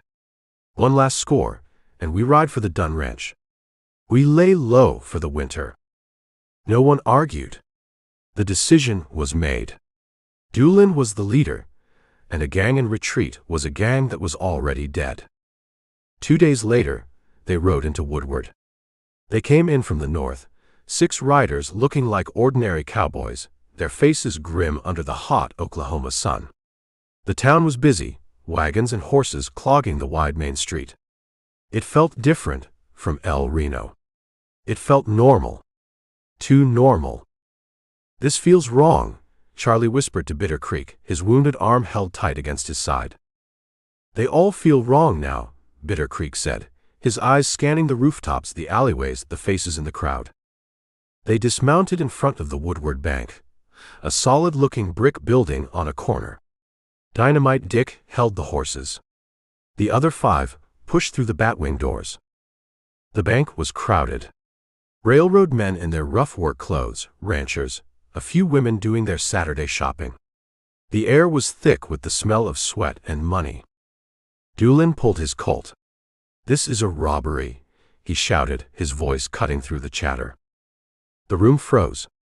A woman screamed. It happened fast, but not fast enough. As Redbuck moved to cover the customers and Arkansas Tom guarded the door, a man standing by the teller's cage turned. He wasn't a railroad man. He wore a dusty coat, and the hand that came up held a .44 pistol. "A deputy." He fired, the shot deafening in the enclosed space. The bullet tore a chunk of wood from the counter next to Charlie Pierce's head. Then the world exploded. It wasn't just the one deputy. From behind the counter, another man came up with a shotgun. From the manager's office, a third appeared, firing a rifle. And from outside, From the windows and doorways of the buildings across the street came the roar of a dozen more guns. It wasn't a trap. It was an ambush. A slaughter. The bank's big plate glass window shattered inward, spraying glass across the marble floor. The farmer who had been standing in line screamed and fell, clutching his chest. The woman with the child grabbed her and dove for the floor. "Get out!" Dulan roared, firing his Colt at the man with the shotgun. They fell back toward the door, firing blindly into the smoke and chaos. The air was thick with the smell of gunpowder, the screams of the wounded, the high, thin whine of ricocheting bullets. Redbuck went down, a curse on his lips, his leg folding under him. Arkansas Tom grabbed him, hauling the big man toward the door. Bitter Creek was already outside, his Colts in his hands, firing at the windows across the street, trying to provide cover. He saw Dynamite Dick fall, his body tumbling from the saddle as a rifle slug hit him. The horses, panicked, were scattering. He saw the face of the man who had organized it all. U.S. Marshal Eldridge Sample. He was standing in the doorway of the sheriff's office, a Winchester in his hands, his face calm, his storm-gray eyes cold and methodical as he worked the lever and fired. Bitter Creek aimed, a snapshot, but Sample was already gone, disappearing back into the shadows of the office. Dulan and Tom dragged the wounded Redbuck out onto the street. Charlie Pierce was right behind them, his good arm bleeding from a piece of flying glass. They were caught in the open, a killing field of their own making. A stray bullet hit a horse tied to the hitching rail. The animal screamed and went down, its legs kicking. A woman on the boardwalk cried out as a shotgun blast from one of the deputies tore into the wooden awning above her head. This wasn't a gunfight. It was a massacre. And they were on the wrong end of it. "The alley!" Bitter Creek yelled, grabbing a loose horse's reins. He helped heave the groaning Redbuck onto its back, then swung into his own saddle. Dulan, Tom, and Charlie were already mounted, firing back at the town that had turned into a fortress. They spurred their horses, racing for the alley, leaving the money, their dead, and a street full of screaming civilians behind them.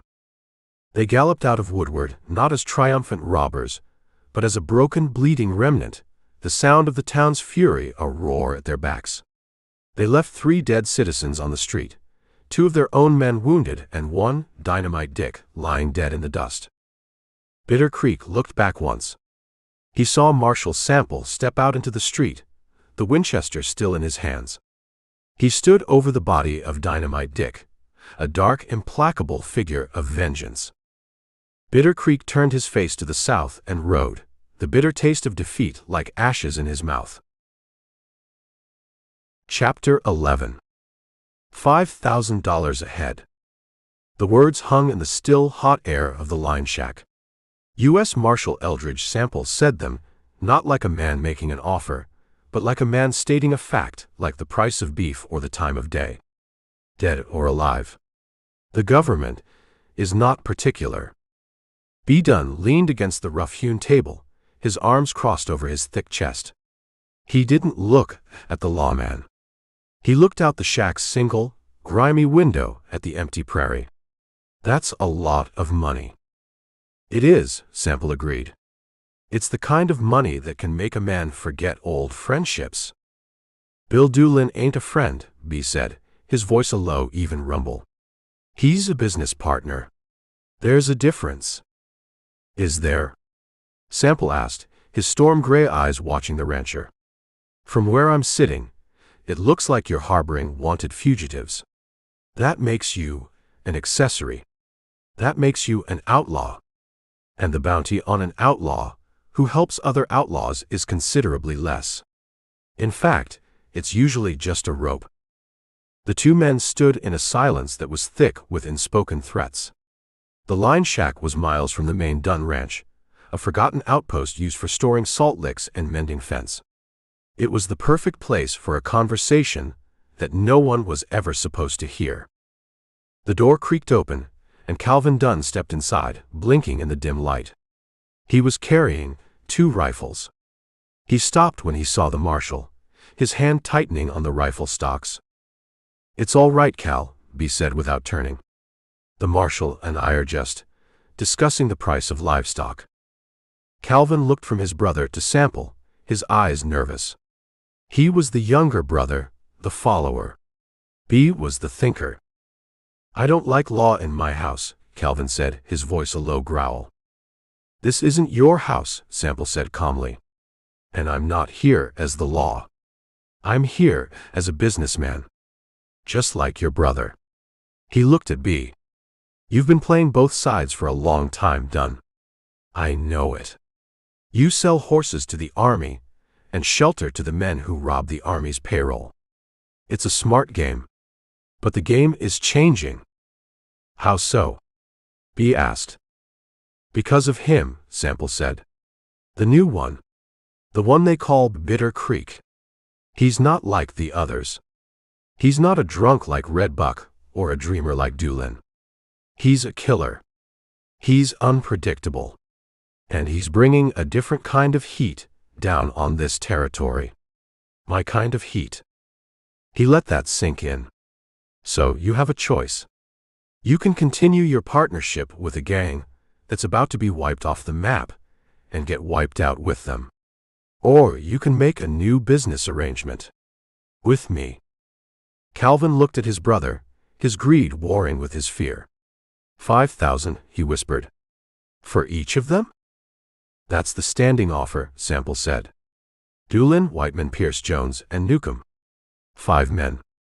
$25,000. He said the number as if it were nothing, just a figure in a ledger. Enough to buy a whole new life. A respectable one. B. Dunn finally turned from the window. He looked at his brother, then at the Marshal. He was a man weighing a set of scales in his mind. On one side, a loose, dangerous loyalty to a gang of outlaws. On the other, a fortune and a pardon. It wasn't a difficult choice. "They trust us," B said. It wasn't a moral objection. It was a practical one. "They think this is a safe harbor." "And it will be," Sample said. "Right up until the moment it isn't. I don't want a gunfight at your ranch. I don't want your sister caught in the crossfire." He saw the flicker in B's eyes at the mention of Rosa. He'd found the lever. "I want it quiet. I want it clean. I want you to tell me when they're all there, fat and happy and not expecting trouble. And then my men will handle the rest. You and your family will be miles away, visiting cousins in Texas. When you come back, the problem will be gone. And the money will be waiting for you in a bank in Santa Fe." "And the girl?" Calvin asked, his voice a little too eager. "Bitter Creek is sweet on her. He'd come alone if she asked him to." B. Dunn shot his brother a look that was cold as a snake's belly. "We'll not be using my sister as bait." "It's the easiest way," Calvin insisted. "There is no easy way to do this," B said, his voice a low growl. He looked back at Sample. "We'll do it. But we'll do it my way. When the time is right. You'll get your men. All of them." "I expect I will," Sample said. He reached into his coat and pulled out a small, heavy pouch. He tossed it on the table. It landed with a soft, metallic clink. "A down payment. To show my good faith." Calvin's eyes were fixed on the pouch. B didn't even look at it. "Get out of here, Marshal," B said. "And don't come back. When it's time, I'll send word." Sample nodded. He walked to the door, then paused. "One more thing. The new one. Bitter Creek. I want him alive, if possible. I have some questions for him." He walked out, leaving the 2 brothers alone in the shack with the promise of blood money hanging in the air between them. Calvin immediately snatched the pouch from the table, his fingers fumbling with the drawstring. "Gold Eagles," he breathed, his eyes wide. B. Dunn walked back to the window. He looked out at the empty land, his face a mask of cold calculation. He was a rancher. He knew that sometimes you had to cull the herd to save the ranch. He reached into his own pocket and pulled out a small, intricately carved wooden bird. He looked at it for a long moment, his thumb rubbing over the smooth wood. He'd found it on the porch where Rosa had left it. He tossed the bird onto the dying embers of the morning's cook fire. Chapter 12. He watches you. Charlie Pierce's voice was a low murmur, barely audible over the crackle of the cook fire. He was looking at the main house of the Dunn ranch, a dark shape against a sky full of cold stars. Be done. He watches you when you're with her, like a hawk watching a chicken snake. Bitter Creek didn't look up from the bridle he was mending. His fingers worked the leather, his movements sure and steady in the firelight. He's her brother. It's his job to watch. It's the way he watches, Charlie insisted, his young freckled face tight with a worry that went beyond brotherly concern. And Calvin, he's worse. He looks at you like he's measuring you for a coffin. You're seeing ghosts, Charlie, Bitter Creek said, his voice quiet. He'd been at the Dunn ranch for 3 weeks, the longest he'd stayed in one place since he was a boy. The heat from the Woodward shootout had died down, and the days had fallen into a lazy, peaceful rhythm. He spent his time helping with the ranch work, mending fences, breaking horses. And he spent his evenings with Rosa. They would walk by the creek, not talking much, the silence between them more comfortable than any conversation he'd ever had. He was starting to think about a different kind of life, a life where a man didn't have to look over his shoulder every 5 minutes. Am I? Charlie asked, his voice sharp. Yesterday, I was helping Calvin with a busted wagon wheel. He was talking about the bounties.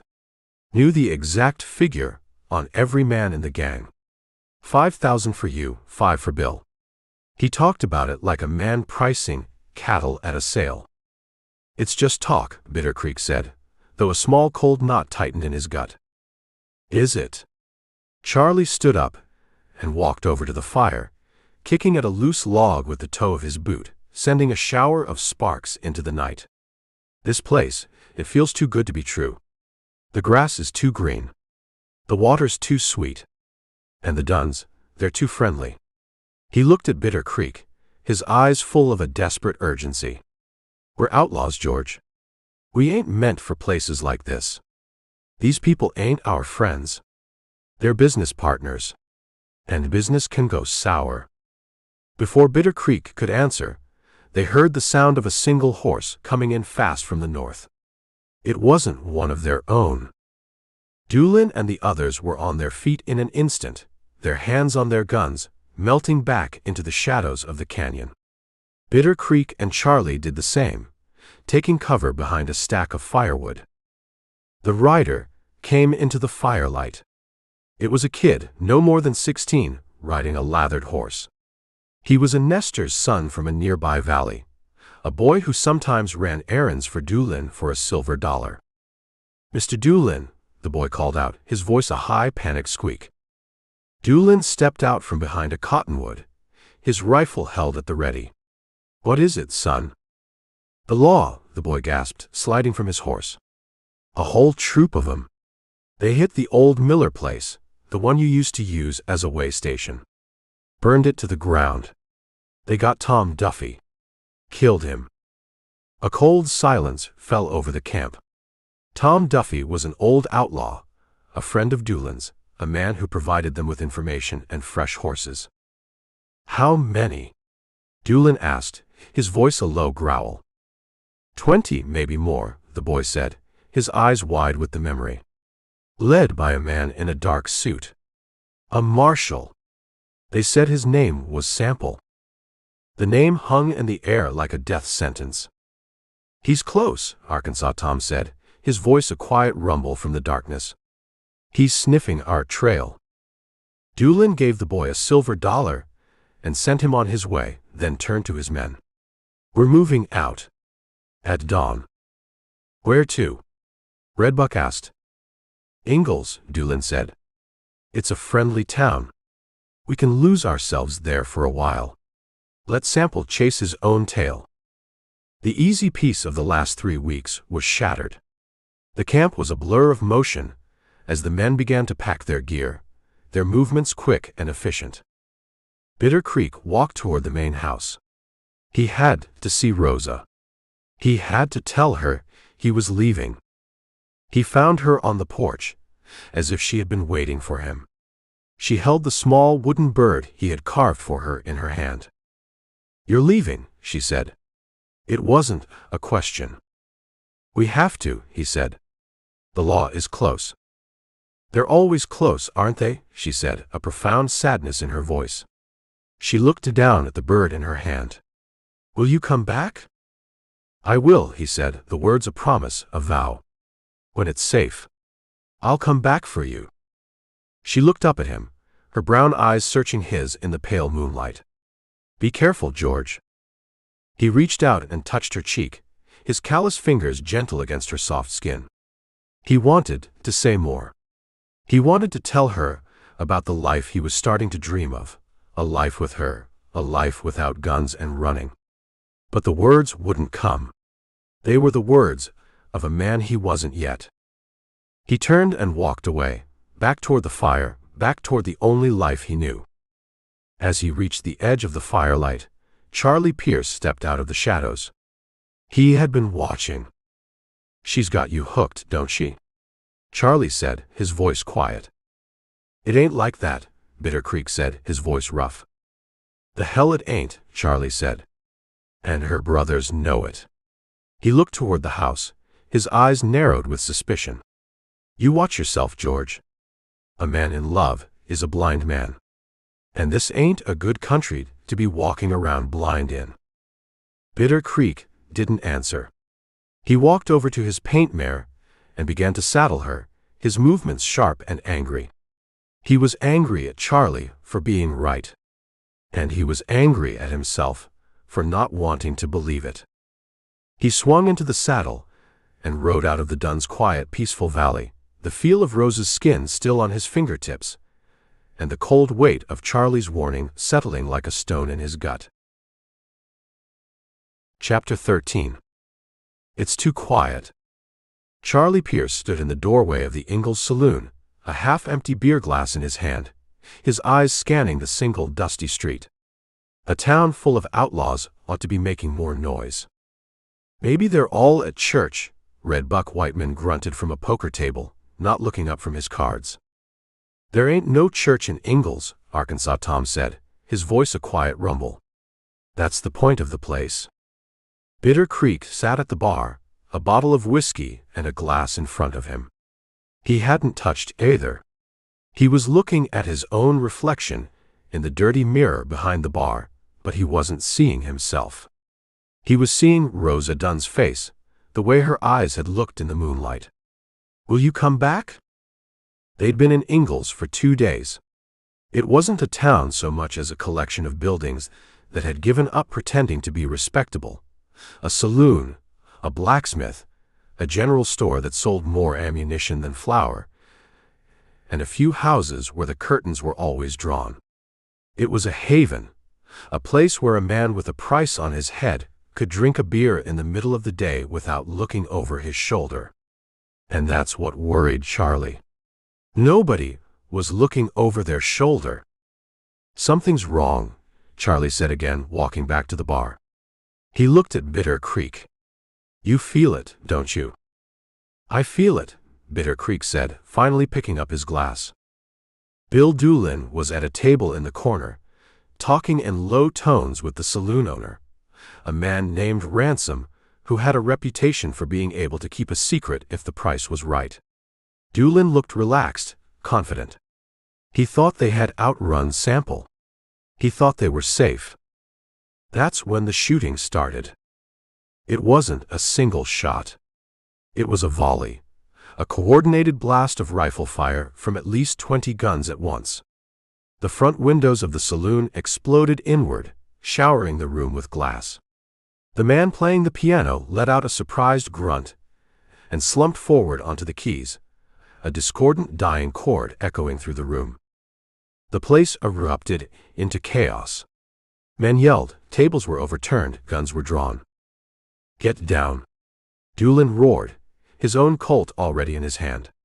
He kicked his table over and dropped behind it, firing back through the shattered window. Bitter Creek didn't dive for cover. He moved.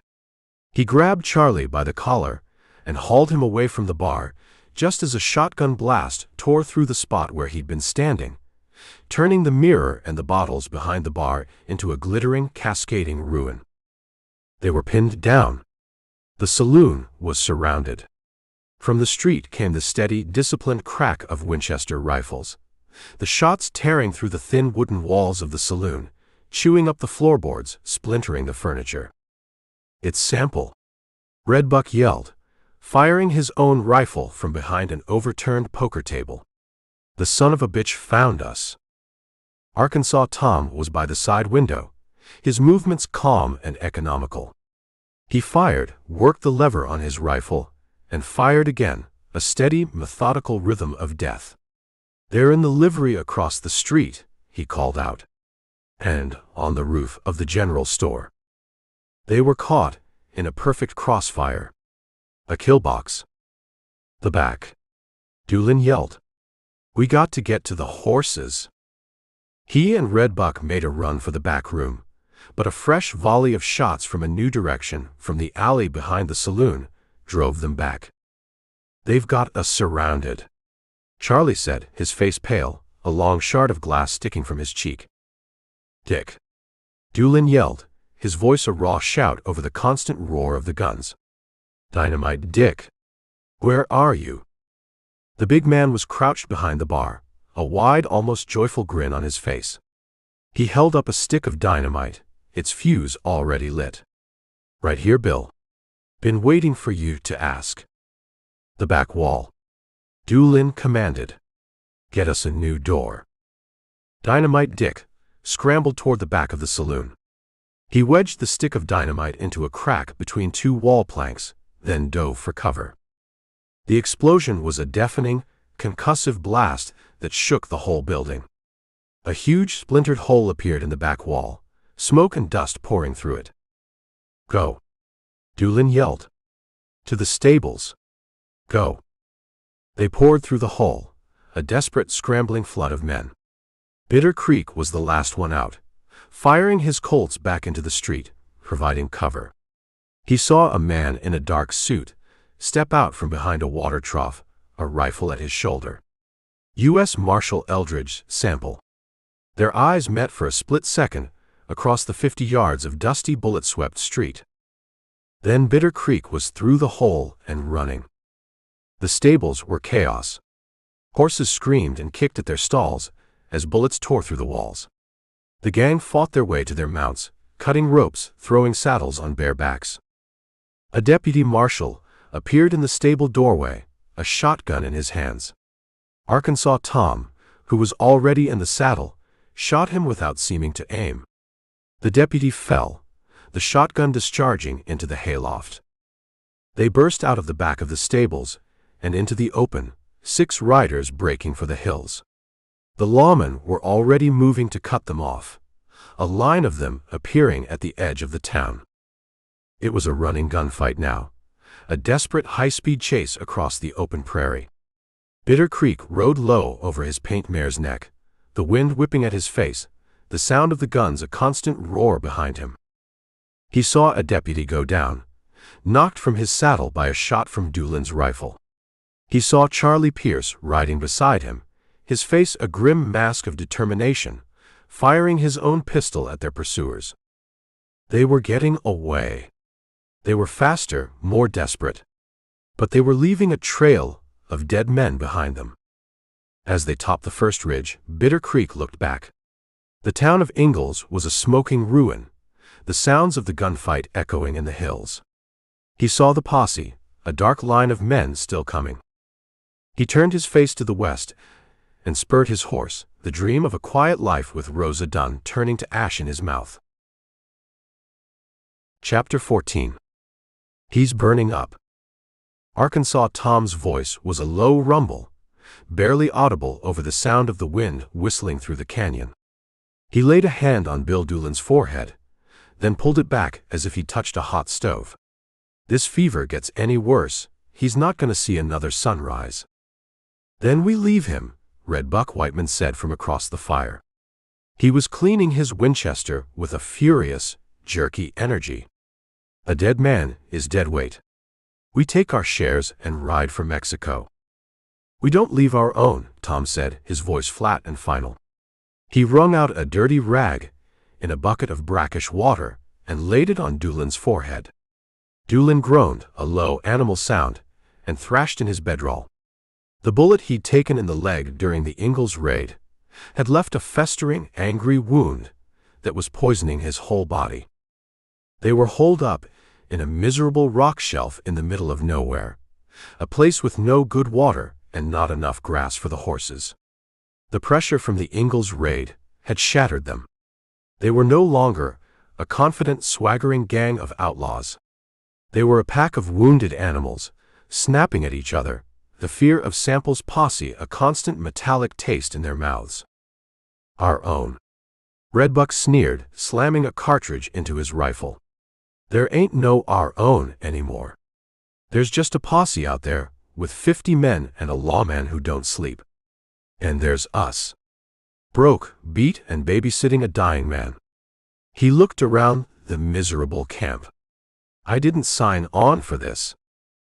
Charlie Pierce, his own arm still in a sling from the El Reno job, looked up from the fire. Where would we go, Red?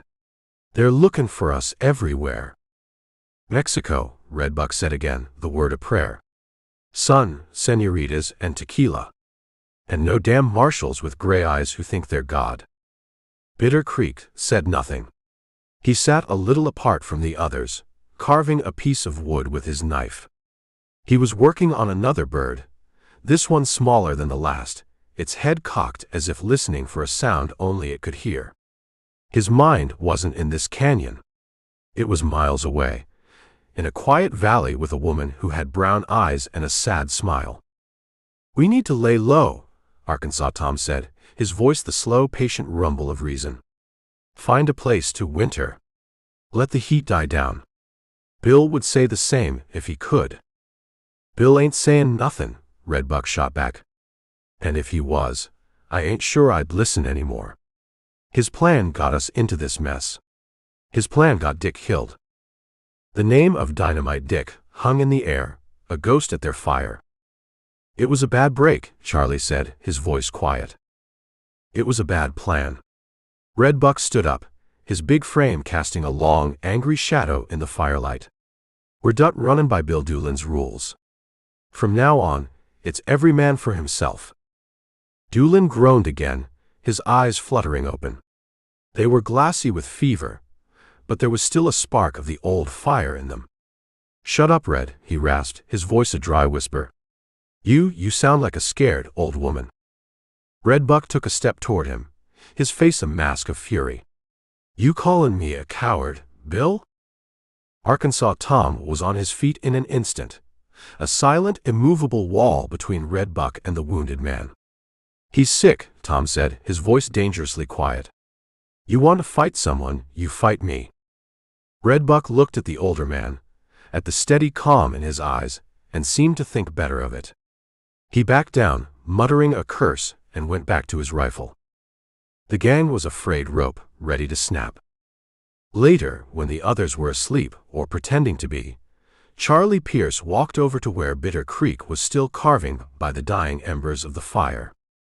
He's right, you know, Charlie said, his voice a low whisper. Red. He's a bastard, but he's right. This gang, it's finished. We're just waiting for the last bullet. Bitter Creek didn't look up. The small bird was almost finished. Maybe. There ain't no maybe about it, Charlie said. He sat down on a rock beside him. You're not thinking about this, George. You're not thinking about Sample, or the posse, or any of it. You're thinking about her. Bitter Creek's hands stilled. I see the way you look, Charlie went on, his voice full of a desperate brotherly concern. You're a million miles away. You're back at the Dunn ranch. But you need to be here. Now, a man with his head in the clouds in this country is a man who ends up in the ground. I know what I'm doing, Bitter Creek said, his voice a low growl. The hell you do, Charlie said. You're gonna get yourself killed. And for what? A girl whose brothers are poison. Bitter Creek stood up, the knife and the half-finished bird in his hand. You don't know anything about her. I know her brothers, Charlie said, standing up to face him. And I know a bad hand when I see one. Don't play it, George. Fold. Let's you and me, we ride for Canada. Start over. Just us. Bitter Creek looked at his friend, at the genuine fear and loyalty in his eyes. He thought about it. A clean break. A new country. But then he thought of Rosa, of the promise he'd made. I'll come back for you. He shook his head. I can't. Because of her? Charlie asked, his voice full of a bitter disappointment. Because of my word, Bitter Creek said. He turned his back on his friend and walked over to his paint mare. He checked the cinch on his saddle, his movements sharp, decisive. He took the small wooden bird and tucked it carefully into his saddlebag. Where are you going? Charlie asked, his voice a hoarse whisper. I'm keeping a promise, Bitter Creek said, swinging up into the saddle. He rode out of the canyon, not looking back, leaving the fractured, dying gang behind him. He rode south, toward the Dunn ranch, toward the one thing in his life that felt real, and the one thing that was going to get him killed.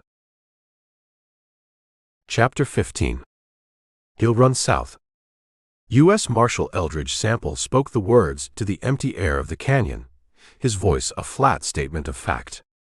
He knelt beside the still warm ashes of a campfire, crumbling a pinch of the dirt between his thumb and forefinger. He's a creature of habit. He thinks he can lose himself in the breaks. Deputy Miller, the young lawman from El Reno with the now faded new badge, looked at the tracks leading out of the canyon. There's only one set of tracks, Marshal. Where are the others? Gone, Sample said, standing up and brushing the dust from his trousers. The gang is broken. They've scattered like quail. But not him. He looked at Miller, his storm-gray eyes holding a cold light. He's alone. That makes him predictable. And it makes him mine. They had been on his trail for 2 days, a relentless, grinding pursuit that had worn out 2 horses and 3 deputies. Sample had pushed them hard, reading the signs Bitter Creek left behind, a hastily discarded coffee tin, a single spent cartridge, like a man reading a personal letter. He's heading for the river, Sample said, swinging up into his saddle. He'll try to follow it down to the Dunn ranch. He thinks he's going home. He looked at the 5 men who made up his posse. We're not going to let him get there. Miller, you take 2 men and ride the west rim. See if you can get ahead of him. Turn him back east. The rest of you are with me. They rode. The country was a brutal, sun-baked maze of red rock and thorny brush. For hours, the only sounds were the clatter of hooves on stone and the labored breathing of the horses. They found him late in the afternoon. Bitter Creek was fording a shallow, muddy river when the first shot came. It wasn't from Sample's position. It was from the west rim, Miller's shot. It was high, kicking up a spray of water a dozen feet from the paint mare, but it did its job. It turned him. Bitter Creek spurred his horse out of the water and into a narrow, winding canyon, heading east just as Sample had predicted. He's ours now, Sample said, his voice devoid of any triumph. He nudged his horse into a gallop. The chase was a running gunfight through a landscape built for ambush. Bitter Creek was smart. He used the terrain, firing from behind rock outcroppings, disappearing into dry washes, forcing the posse to slow, to spread out. He wasn't trying to win a fight. He was just trying to buy time, to wear them down. A bullet from Bitter Creek's Colt tore a chunk from the pommel of a deputy's saddle. The man cursed and fell back. Don't bunch up. Sample yelled, his own rifle now in his hands. Keep him moving. They pushed him for another mile, the canyon walls closing in. Then the canyon opened up into a small, box-like valley, a dead end of sheer rock walls on 3 sides. Bitter Creek was trapped. He rode for the only cover available, a jumble of massive boulders at the far end of the valley. He was off his horse and behind the rocks before the posse had even entered the valley. Sample pulled his men up at the entrance, holding up a hand. Hold here. He's got nowhere to go, Marshal, a deputy said, his rifle raised, his eyes eager. That's what he wants you to think, Sample said. He looked at the jumble of rocks. It was a perfect, defensive position. A fortress. We'll wait him out. He's got no water. The sun will do our work for us. But Deputy Miller was young, and he was tired of waiting. He had seen the way Bitter Creek had looked at him in El Reno. He wanted to be the one to finish it. Marshal, Miller said, his voice low. Me and Jessup, we can circle around on foot. Come in above him. Flush him out. Sample looked at his deputy, at the reckless fire in his eyes. He thought of the quiet, methodical way Bitter Creek had fought. No, he said. You stay here. That's an order. He turned his attention back to the rocks, planning his siege. But he didn't see the look that passed between Miller and the other deputy. An hour passed. The sun beat down, the heat reflecting off the rock walls until the valley was an oven. Nothing moved from the rocks. Then, from the cliffs above, and to the left of Bitter Creek's position, came the sharp crack of a rifle. Miller. He had disobeyed the order. A second shot came from the rocks where Bitter Creek was hiding, the bullet ricocheting off the cliff face near where Miller was hidden. Damn that boy, Sample swore under his breath. He had no choice now. Lay down a covering fire, he yelled to his men. The valley erupted in a roar of gunfire as the posse opened up on the rocks. Under the cover of the noise, Sample spurred his horse forward, riding low, angling for a better position. He saw Miller break from cover, running from one rock to another, trying to get closer. The boy was a fool. A brave, stupid fool. Then, the firing from Bitter Creek's position stopped. He's hit, a deputy yelled. I saw him go down. Miller heard it too. He saw his chance. He stood up from behind his cover and started scrambling down the rocks toward the outlaw's nest, his pistol in his hand. Miller, no. Sample roared. Get back. But it was too late. Miller reached the jumble of boulders. He crept forward, his gun raised, a look of grim triumph on his face. He disappeared behind the largest rock. The posse held its fire, waiting. The silence was sudden, deafening. They heard a single, muffled shot. Then nothing. Miller. Sample called out, his voice tight. Silence. A cold dread washed over Sample. He swung down from his horse. Cover me, he said to his men. He walked forward, his own Colt in his hand, his boots crunching on the loose rock. He walked into the outlaw's nest, the smell of gunsmoke thick in the air. He found Deputy Miller first. He was lying on his back, his eyes open and staring at the blue empty sky. A single, dark hole was in the center of his chest. His gun lay in the dust beside his outstretched hand. A few feet away, leaning against a rock, was Bitter Creek. His shirt was soaked with blood from a wound high on his shoulder. He was pale, his breathing shallow. But he was alive. And his Colt was resting in his lap, a thin wisp of smoke still curling from the barrel. He had been playing possum. He had taken a hit, gone down, and waited.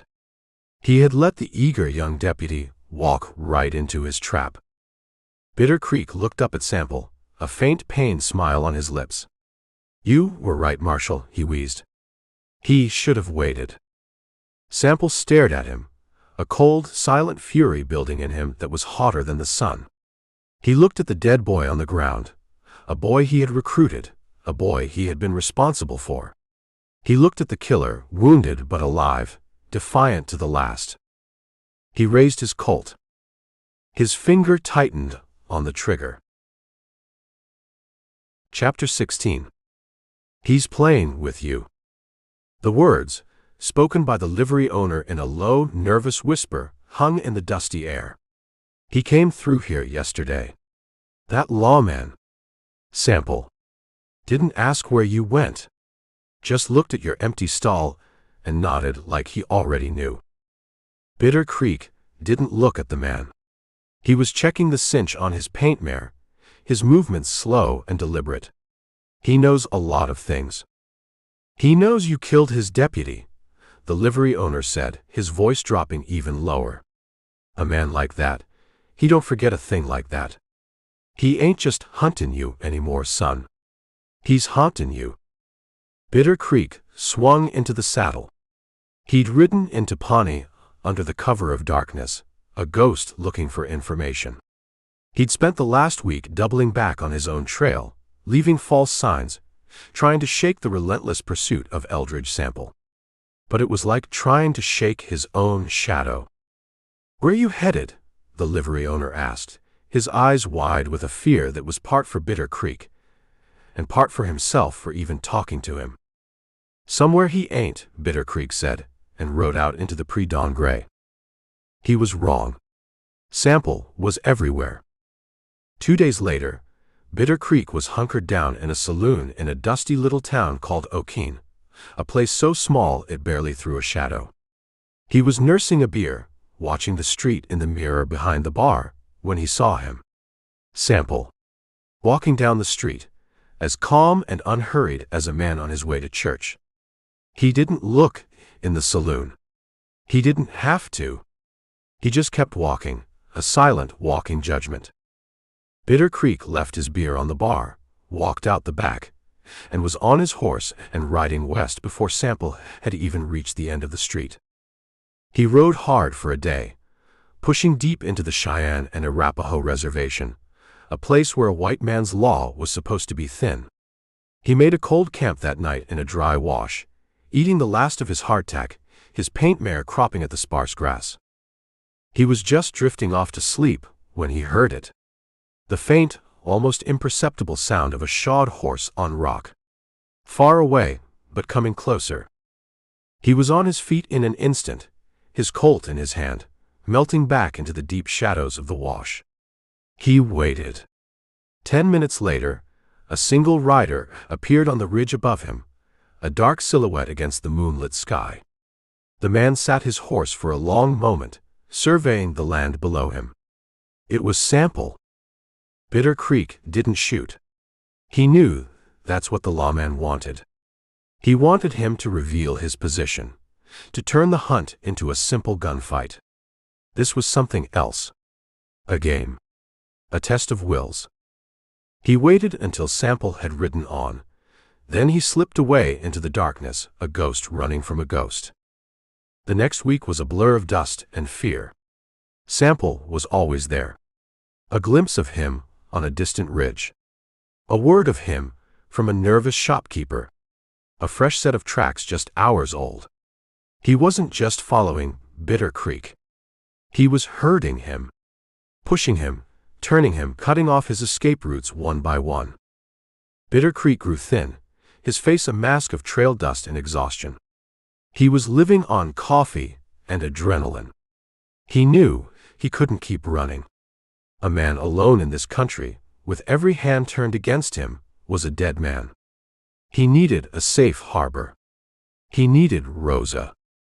He turned his horse south toward the Dunn ranch. It was a desperate move, a gamble. But it was the only one he had left. He rode for 3 days, his eyes constantly scanning his back trail. He saw no sign of Sample. The silence was more unnerving than the pursuit. He let himself believe for a few precious hours that he had finally shaken him. He reached the familiar canyon that led to the Dunn's Valley late in the afternoon. The place was as quiet and peaceful as he remembered it. The grass was green, the creek was running clear. It was a different world. He was halfway to the ranch house when he saw her. Rosa. She was riding toward him, her dark hair flying in the wind. A smile, a real one, lit up her face when she saw him. "George," she called out, her voice full of a relief that washed away the last of his fear. "I was so worried. We heard the law was looking for you." He rode up beside her, his heart pounding a rhythm that had nothing to do with the chase. "They were," he said. "But I lost them." "You came back," she said, her brown eyes searching his. "I told you I would," he said. "My brothers are out on the range," she said, a faint blush on her cheeks. "They won't be back till late. I was just going for a ride." She looked at him, a new shy hope in her eyes. "Will you ride with me?" He forgot about Sample. He forgot about the dead men he'd left behind him. He forgot about everything but the girl in front of him and the promise of a quiet life. They rode along the creek, the setting sun turning the valley gold. She told him about the ranch, about her hopes of buying a new bull, of expanding the herd. He told her about Kansas, about the flat empty land and the endless sky. He didn't tell her about the man he'd been there. He told her about the man he wanted to be. They stopped in a small grove of cottonwoods, the air cool and smelling of damp earth. He dismounted and helped her down, his hands lingering at her waist. "I've missed you, George," she whispered. He looked down at her, at the trust and the hope in her eyes, and he knew that Charlie Pierce had been wrong. This wasn't a trap. This was his salvation. He leaned in and kissed her. That's when he heard the click of a rifle hammer being cocked. He spun, pushing Rosa behind him, his own Colt appearing in his hand as if by magic. U.S. Marshal Eldridge Sample stepped out from behind a cottonwood tree not 20 feet away. He wasn't alone. A half-dozen deputies materialized from the trees around them, their rifles all leveled at Bitter Creek's chest. "It's over, Newcomb," Sample said, his voice quiet, almost gentle. Bitter Creek looked from Sample's cold gray eyes to Rosa.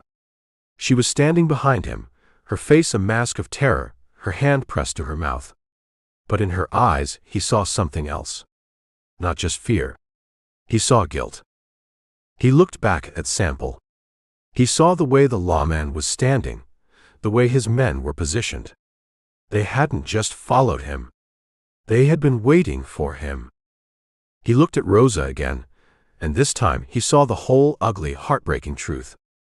He slowly, deliberately lowered his Colt and let it fall into the grass at his feet. Chapter 17. "You the one they call Bitter Creek?" The kid couldn't have been more than 15. He sat on a sway-backed mule, his face a roadmap of freckles, his eyes wide with a mixture of fear and awe. He'd found Bitter Creek, camped in a deep arroyo 20 miles north of the Canadian River, a place that wasn't on any map. Bitter Creek didn't look up from the fire where he was brewing a pot of coffee that was mostly grounds. "Who's asking?" "A lady," the kid said, swallowing hard. "A lady at the Dunn ranch. She gave me this." He held out a folded, sealed piece of paper. "And this." He held up a silver dollar that glinted in the morning sun. "Said it was important. Said you'd know what to do." Bitter Creek slowly got to his feet, his hand never far from the butt of his Colt. The kid flinched. "Easy, son," Bitter Creek said, his voice a low rasp. "I'm not going to bite." He took the letter. The paper was clean, the handwriting on the front elegant. George Newcomb. No one had called him that in a long time. "She tell you where to find me?" "No, sir," the kid said, shaking his head. "Her brother did. The one named Calvin. He drew me a map. Said you'd be here." Calvin. A cold knot tightened in Bitter Creek's gut. He pushed the thought away. He broke the seal on the letter. The paper smelled faintly of lavender, of Rosa. He read, "My dearest George, I pray this letter finds you well and in good health. The days since you left have been long, and the nights longer still. I find myself watching the trail, hoping to see you ride in. My brothers have gone to Guthrie on business and will not return for 3 days. I am alone at the ranch. I am preparing a special dinner for tomorrow evening, and my only wish is that you would be here to share it with me. I have something of great importance to tell you, something that cannot be put to paper. Please come. I will be waiting. Yours, Rosa." He read it again. The words were a balm on his raw, hunted soul. "Yours, Rosa." He folded the letter and tucked it carefully into his shirt pocket, the paper a warm spot against his skin. "She say anything else?" he asked the kid. "Just to hurry," the boy said. "And to give you this." He reached into his saddlebag and pulled out a small, heavy object wrapped in oilcloth. It was a box of .45 caliber cartridges. "She said you might be running low." Bitter Creek looked at the box of cartridges. It was a thoughtful gesture, a practical one. But something about it felt wrong. Rosa was a ranch girl, but she wasn't a gunfighter. How would she know he was low on ammunition? He pushed the thought away. It was Calvin. Calvin must have told her. "Obliged," Bitter Creek said. He tossed the kid another silver dollar. "You get on back now. And you forget you ever saw me. You understand?" "Yes, sir," the kid said, his eyes wide. He kicked his mule and scrambled back up the arroyo wall, disappearing as quickly as he had come. Bitter Creek stood there for a long time, his hand on the letter in his pocket. It was a sign. A way out. A future. He could see it, clear as day. A small ranch, a few head of cattle, Rosa by his side. A quiet life. But Charlie Pierce's warning echoed in his mind. Her brothers are poison. A man in love is a blind man. He took the letter out and read it a third time, looking for the trap. The words were sweet, but the handwriting seemed a little too perfect, a little too neat, as if written by a hand that was being guided. "Something of great importance to tell you." It was the kind of line a man would write in a dime novel to bait a trap. He shook his head, angry at himself. He was seeing ghosts where there were none. He was letting the hunt, the fear, poison the one good thing he had found in this godforsaken territory. He was letting Sample turn him into a man who couldn't trust anyone, not even the woman he loved. He thought of her face, of the way she'd looked at him by the corral, of the small wooden bird she held in her hand. This wasn't a trap. This was his salvation. He kicked dirt over his fire, saddled his paint mare, and checked the load in his Colt.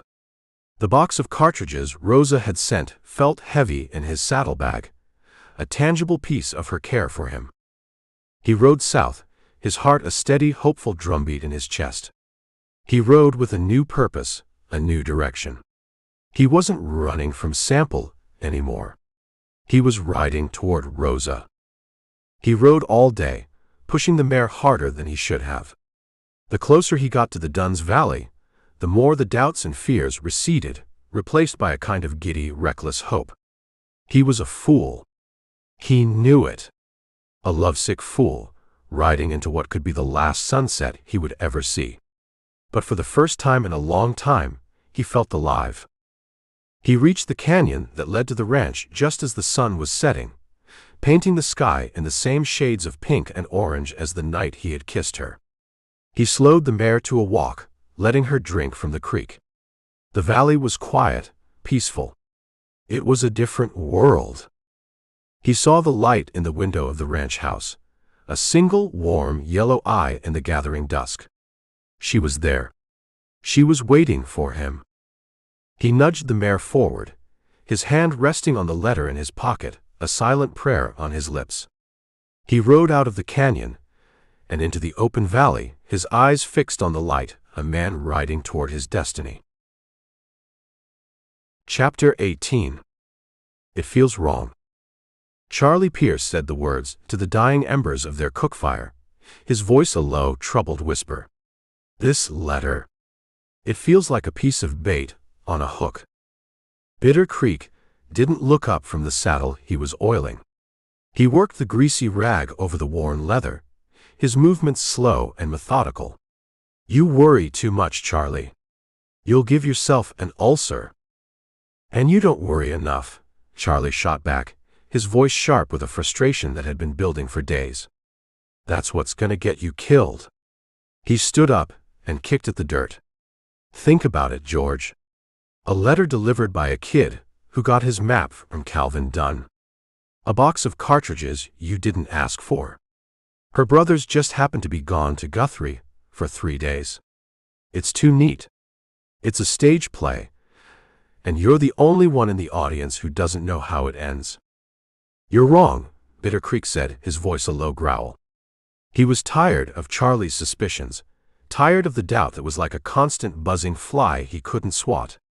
She's not like them. She's their sister. Charlie's voice rose, cracking with a desperate urgency. Blood is blood. You think she'd choose you over them? A man she's known for a few weeks. A man with a price on his head. I think she would, Bitter Creek said, and the quiet certainty in his own voice surprised him. He did believe it. He had to. It was the only thing holding him together. Then you're a fool, Charlie said, his voice full of a bitter resignation. He walked over to his own bedroll. But I guess I'm a bigger one. Because I'm not going to let you ride in there alone. 2 days later, they were 20 miles from the Dunn ranch, riding through a landscape of rolling hills and sparse timber. They'd seen a rider on a distant ridge that morning, a lone figure who had watched them for a while, then disappeared. It could have been anyone. A stray cowboy, a hunter. But it had put a fresh edge on Charlie's nerves. They stopped at a small, fly-blown trading post to water their horses and buy some coffee. The place was run by an old man with a face like a wrinkled boot and eyes that had seen too much to be surprised by anything. You boys headed south? The old man asked, his voice a dry crackle as he measured out the coffee beans. That's the way we're pointed, Charlie said, his hand resting casually on the butt of his pistol. Might want to rethink that, the old man said, not looking at them. There's law in the country. A whole mess of 'em. Passed through here yesterday. Led by a marshal in a dark suit. A man named Sample. Bitter Creek went still. Sample. He'd thought he'd lost him. They ask about us. Bitter Creek asked, his voice carefully neutral. They asked about everyone, the old man said. Showed me a handful of wanted posters. Dulan Whiteman, you. He finally looked up, his eyes lingering on Bitter Creek's face. The marshal. He was particularly interested in you. Said the bounty had been doubled. $10,000. $10,000. The kind of money that could make a man's own brother put a bullet in his back. The kind of money that could make a woman write a letter she didn't mean. Bitter Creek pushed the thought away. Which way did they go? He asked. South, the old man said. Toward the river. The marshal seemed to know right where he was going. They rode out of the trading post, the silence between them heavy and cold. The sun was hot on their backs, but a chill had settled deep in Bitter Creek's bones. It's the ranch, Charlie said, his voice a flat, dead thing. He knows. He's not chasing you anymore, George. He's waiting for you. You don't know that, Bitter Creek said, but the words sounded weak, hollow. The hell I don't, Charlie said. A map from Calvin. A posse led by Sample. It all points to the same place. It's a trap. And we're riding straight into it. Bitter Creek didn't answer. He just spurred his horse, a desperate, reckless anger surging through him. He was angry at Sample for being a ghost he couldn't shake. He was angry at Charlie for being right.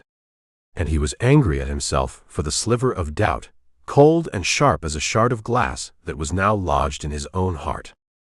They made a cold camp that night, a few miles from the canyon that led to the Dunn's Valley. They didn't build a fire. They sat in the darkness, listening to the sounds of the night, each man lost in his own thoughts. "We could still turn back," Charlie said into the darkness. "Ride for Mexico. We could be across the border in a week." "No," Bitter Creek said. The word was final. He had to know. He had to see her face, look in her eyes. He had to know if the one good thing he had found in this world was real, or if it was just another part of the lie. He took the letter from his pocket. He couldn't read it in the dark, but he knew the words by heart. He held it in his hand, the paper a fragile, uncertain promise. He stood up and walked over to his paint mare. He checked the cinch on his saddle, his movements slow and deliberate in the darkness. He was a man preparing for his own funeral. Chapter 19. Going somewhere, Kansas? The voice, a low, mean-spirited growl, came from the rocks above him. Bitter Creek didn't look up. He just pulled his paint mare to a halt, his hand resting on the saddle horn. He knew the voice. Redbuck Whiteman. "I am," Bitter Creek said to the empty air in front of him. "Funny," Redbuck said, stepping out from behind a juniper, his Winchester held loosely in his hands. "Looked to us like you were leaving." Charlie Pierce, Arkansas Tom, and what was left of Bill Dulan, appeared from the rocks around him. They had him boxed in. Dulan was leaning heavily on his saddle, his face pale and drawn from the festering wound in his leg, but his eyes were still sharp. "We had a deal, George," Dulan said, his voice a tired rasp. "We stick together until the heat is off." "The heat is never going to be off," Bitter Creek said, finally turning to face them. "Sample's not the kind to give up. We're just circling the drain." "Maybe," Dulan conceded. "But a man's got to have a stake to start over. And we're broke." He looked at the faces of his men, the last remnants of his gang. "We've got one last play. A small one. The bank in Pawhuska. It's a cattle town, full of Osage money. Easy." "There's no such thing as easy anymore," Charlie said, his voice full of a weary resignation. He looked at Bitter Creek, a silent apology in his eyes. He hadn't wanted this. "It's the last one," Dulan insisted. "Enough for a road stake for each of us. Enough to get to Mexico, or Canada, or wherever the hell you want to go. We do this one last job together, and then we split the blanket for good. Fair and square." "I'm out," Bitter Creek said, the words simple and final. "I've got business south." Redbuck laughed, a short, ugly sound. "Business? You mean the girl?" He spat a stream of tobacco juice into the dust. "He's gone soft, Bill. That Dunn woman has got him by the nose." "Shut your mouth, Red," Charlie snapped. "It's the truth," Redbuck sneered. "He's lost his nerve." Bitter Creek looked at him, his eyes as cold and empty as a spent cartridge. "You think so?" "I know so," Redbuck said, taking a half step forward. "That's enough," Dulan said, his voice cutting through the tension. He looked at Bitter Creek, his eyes pleading. "George, listen to me. You ride to that ranch now with empty pockets. What are you? You're just another mouth to feed. Another problem for her brothers to worry about." He paused, letting the words sink in. "You ride in there with $1,000 in your pocket. You're a man with a future. You're a man who can take her away from all this. Isn't that what you want?" Bitter Creek thought of Rosa, of the quiet strength in her face. He thought of the life he'd been dreaming of, a small ranch, a clean start. Dulan was right. A dream cost money. He looked at Charlie, then back at Dulan. He gave a single, curt nod. "One last job." The bank in Pawhuska was a sad, clapboard affair that looked like a strong wind could blow it over. It was on a quiet side street, away from the main part of town. It was supposed to be easy. It wasn't. They rode in quiet, 5 men trying to look like they belonged. But the town was watching. The memory of the Woodward massacre had spread through the territory like a disease. Every town was on edge. They left Arkansas Tom with the horses in the alley. The other 4 walked toward the bank. As they reached the door, a man stepped out of the barber shop next door. He was holding a shotgun. He wasn't a lawman. He was just a citizen who had decided he'd had enough. "I know who you are," the barber said, his voice shaking, but his hands steady on the shotgun. "Get out of our town." Dulan, his face a mask of cold fury, drew his Colt. "Mister, you're making a mistake." The barber didn't back down. He raised the shotgun. From a window across the street, a rifle cracked.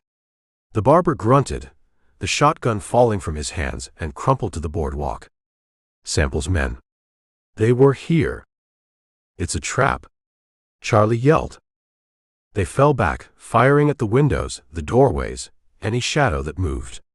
The street erupted into a chaotic gunfight. This wasn't a planned ambush like Woodward. This was a handful of deputies, maybe 3 or 4, who had been waiting, watching. "The money!" Redbuck roared, his greed overriding his sense. He kicked open the bank door and ran inside. "Red, no!" Dulan yelled, but it was too late. Bitter Creek and Charlie laid down a covering fire, their Colts bucking in their hands. A deputy leaned out from behind a water trough, taking aim. Bitter Creek fired, the shot purely instinctive. The deputy ducked back, his hat flying off his head. Redbuck came stumbling out of the bank, a single small canvas bag in his hand, a look of wild triumph on his face. "I got it." That's when the shot came from the roof of the general store. A single, clean rifle shot. Redbuck stopped, a look of profound surprise on his face. He looked down at the small, dark hole that had appeared in the center of his chest. He looked at the bag of money in his hand, as if he couldn't remember what it was for. Then he fell, the bag spilling a pathetic handful of coins onto the dusty street. "Let's go!" Dulan screamed, his face a mask of grief and rage. They ran for the alley, for the horses, the sound of the town's guns chasing them. They scrambled into their saddles, Arkansas Tom already firing his Winchester over their heads, providing cover. They rode out of Pawhuska, not as a gang, but as a broken, bleeding remnant. 4 men where there had been 5. They left the body of Redbuck Whiteman lying in the street, the stolen coins glinting in the sun around his head. They rode hard for an hour, the adrenaline and the fear a bitter taste in their mouths. They finally stopped in a deep wooded creek bed, their horses heaving, their faces grim. The last job had been a disaster. They had lost a man, and for what? A few $100s in coin. Dulan slid from his horse, his wounded leg finally giving out. He leaned against a tree, his face ashen. "It's over," he whispered. "It's all over." Bitter Creek looked at the 3 remaining members of the once feared Doolin Gang. A wounded leader, a quiet old man, and his one true friend.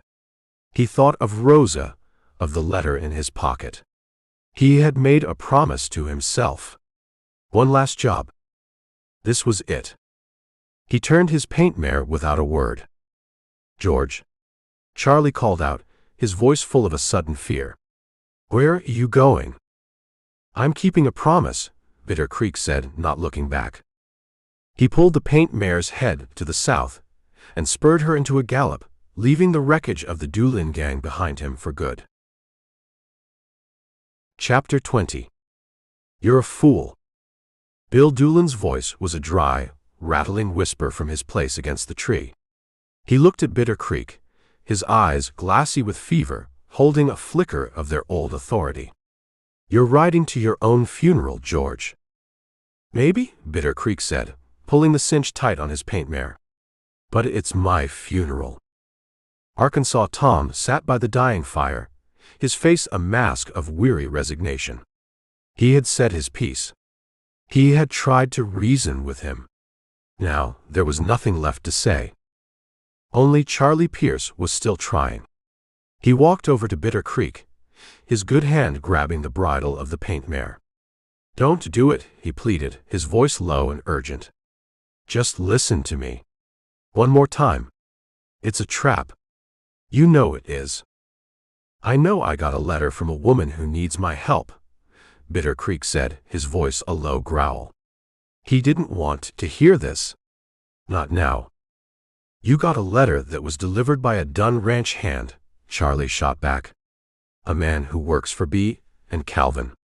You think they don't know he was sent? You think they don't know where we are?"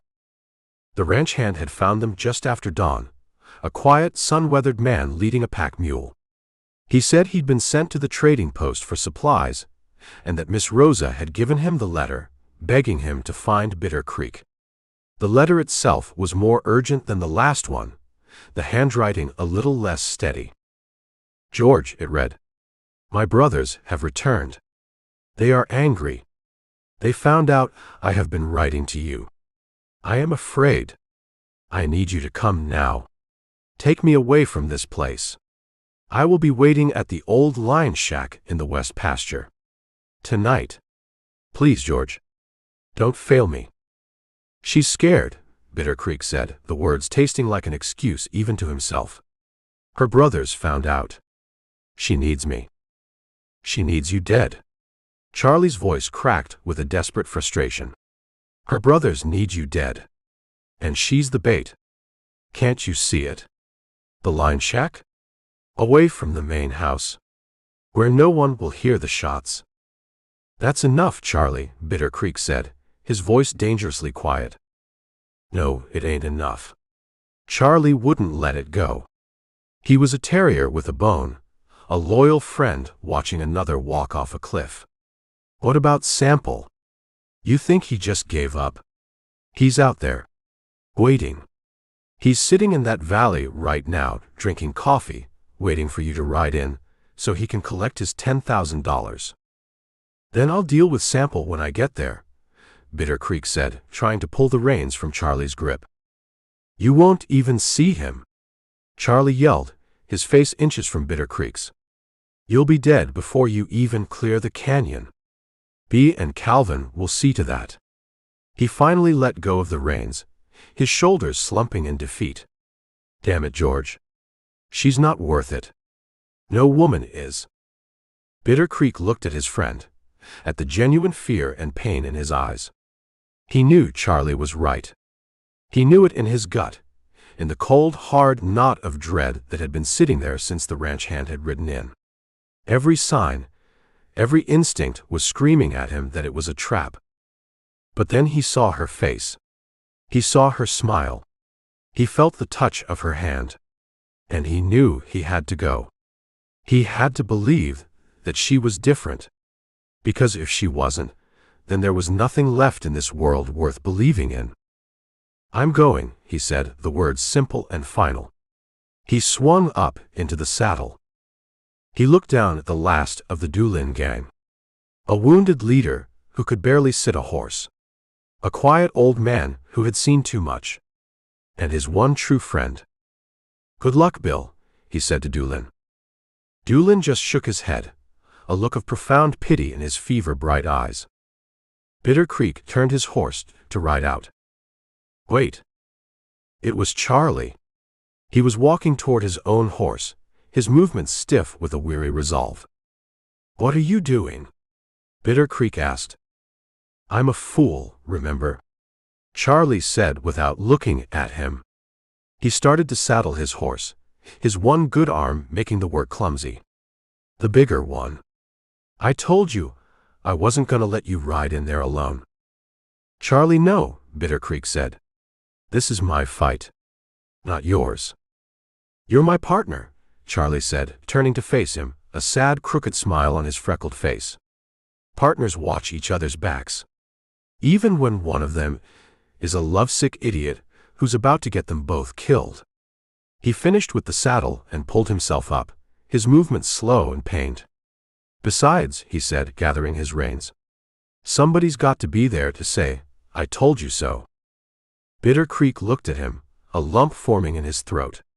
He had come to this territory alone. He had killed and robbed and run. And somehow, in the middle of it all, he had found a brother. He didn't know what to say. Thank you felt too small. He just nodded. He turned his paint mare's head to the south. Charlie fell in beside him. Chapter 21. It's gone. Deputy Jessup's voice was flat, with the exhaustion of a man who had stared at dirt for 3 days straight. The trail. It just stops. Rock shelf. They could have gone any of 3 ways from here. Or doubled back. U.S. Marshal Eldridge Sample didn't look at his deputy. He was looking at the rock, at the empty, indifferent landscape that had swallowed the Doolin Gang whole. He swung down from his horse, his movements stiff, his knees cracking in the silence. He knelt, his fingers tracing the last faint scuff mark of a shod horse. It was 2 days old. "He's playing with us," Sample said, his voice a low, gravelly whisper. He stood and brushed the dust from his trousers. "He's letting us get close enough to smell him, then he vanishes." "Who?" Jessup asked. "Dulan?" "No," Sample said, turning to look at his small, trail-worn posse.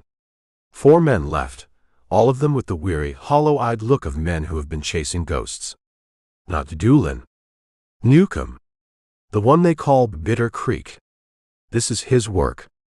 Dulan is wounded. The others are just running. But this one is thinking." They rode back to Pawhuska, a silent, defeated troop. The town watched them come in, the same citizens who had taken up arms, now looking at them with a mixture of pity and disappointment. The heroes had returned empty-handed. The telegraph operator looked up when Sample walked in, a look of nervous apology on his face. "Got a wire for you, Marshal. Came in this morning. From your superiors in Fort Smith." Sample took the flimsy piece of paper. He read it, his face a mask of stone. Marshal Sample stop. "Reports of Woodward and Pawhuska incidents concerning stop civilian casualties unacceptable. Stop your methods under review. Stop suggest you expand search parameters to Kansas border. Stop gang, likely fled jurisdiction. Stop end." He folded the paper, a slow, deliberate motion, and tucked it into his coat pocket. "What is it, Marshal?" Jessup asked, as Sample walked out into the street. "It's a suggestion," Sample said, his voice dangerously quiet. "From a man who sits behind a big desk in a town with paved streets. He suggests that the Doolin Gang has likely fled my jurisdiction." "You think they have?" "I think," Sample said, stopping in the middle of the street and looking north toward Kansas, "that the governor wants this mess out of his territory before the next election. He's inviting me to quit, to pass the problem on to someone else." That night, he sat in the corner of the same saloon where Red Buck Whiteman had died, a map of the territory spread out on the table in front of him. He wasn't drinking. He was working. He had a list of every robbery, every killing, every rumored sighting of the gang for the last 6 months. He was drawing lines, connecting the dots, trying to find the pattern. Jessup and the other deputies sat at the bar, drinking beer, their voices low. They were good men, but they were tired. They wanted to believe the chase was over. "Maybe he's right, Marshal," Jessup said, walking over to the table. "Maybe they are in Kansas. Or Mexico. We've pushed him hard. A man can only run so far." "Dulan would run," Sample said, not looking up from the map. "Whiteman would have. But not Newcomb." He tapped a spot on the map with his finger. A spot deep in the Southern Territory, a place that was just a name. The Dunn Ranch. "He's not running from. He's running to." "To what?" "There's nothing down there but empty country." "There's a woman," Sample said. "The Dunn girl. The horse thief we had in the cage back in Pawnee," he told me. "Newcomb is sweet on her. He finally looked up, his storm-gray eyes holding a cold, obsessive light. A man on the run, a man with a price on his head. He doesn't think straight when it comes to a woman. He thinks he can have a normal life. He thinks he can go home. "Marshal, with all due respect," Jessup said, his voice full of a weary reason, "we've been chasing our tails for a week. We lost Miller. The trail is cold. Maybe it's time to listen to the men in Fort Smith." "No," Sample said. The word was final. He had seen the look on Bitter Creek's face in that canyon, the cool defiance in his eyes even as he was wounded and cornered. He had seen the way he had killed Miller, a clean, professional piece of work that was both a necessity and an insult. This was no longer just a job. It was a reckoning. He's not gone. He's just quiet. He's waiting. And so are we. He folded the map. He had made a decision. He was no longer the hunter. He was the spider. He stood up and walked to the bar. "Jessup, you and the boys are riding back to Guthrie in the morning. Tell Marshal Brody I've released you back to his authority." Jessup stared at him, confused. "What are you going to do?" "I'm going to sit," Sample said. "Right in the middle of their territory. I'm going to find a quiet place, and I'm going to wait. I'm going to let them think they've won. I'm going to let them get comfortable. And then one of them will make a mistake. A man will get drunk and talk too much. A woman will write a letter." He looked at his deputy, his eyes as hard and unyielding as the land outside. "And when they do, I'll be there." He turned and walked out of the saloon, leaving his men and the whispers of defeat behind him. He walked to the livery, his boot heels clicking a steady, patient rhythm on the boardwalk. He wasn't a lawman leading a posse anymore. He was a man alone, hunting a single ghost, and he was willing to wait for as long as it took. Chapter 22. "You think they'll have coffee on?" Charlie Pierce's voice was light, almost cheerful, a stark contrast to the grim silence that had defined their last few weeks on the run. He grinned at Bitter Creek, a flash of white teeth in his freckled face. "A man could get used to this. No posse on our tail. Sun on our backs. Riding to see a pretty girl." "Don't get used to it," Bitter Creek said, but there was no heat in his words. The tension had drained out of him, replaced by a quiet, steady purpose. He was riding toward Rosa, and for the first time in a long time, the trail ahead felt clear. They rode through a country that was waking up to a beautiful May morning.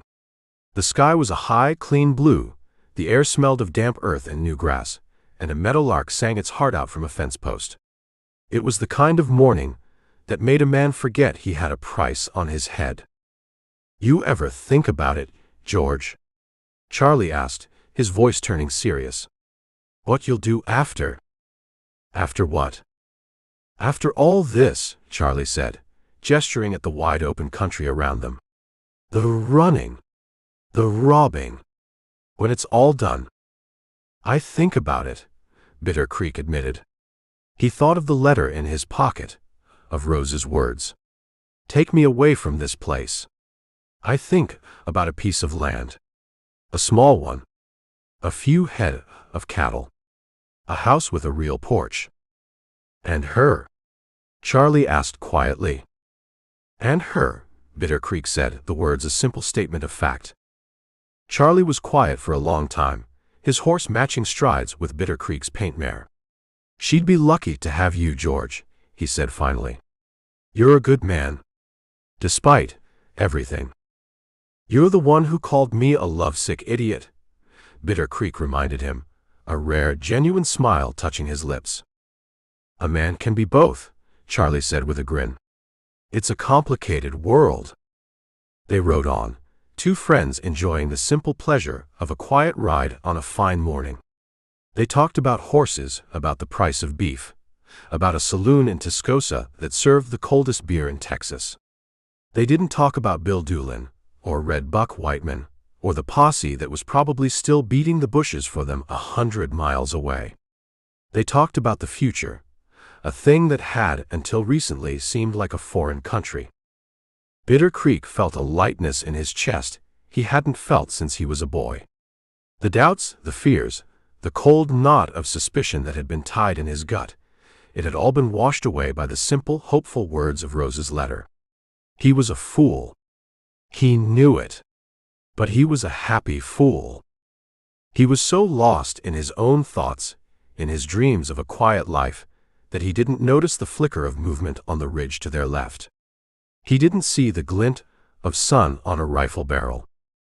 He's smiling.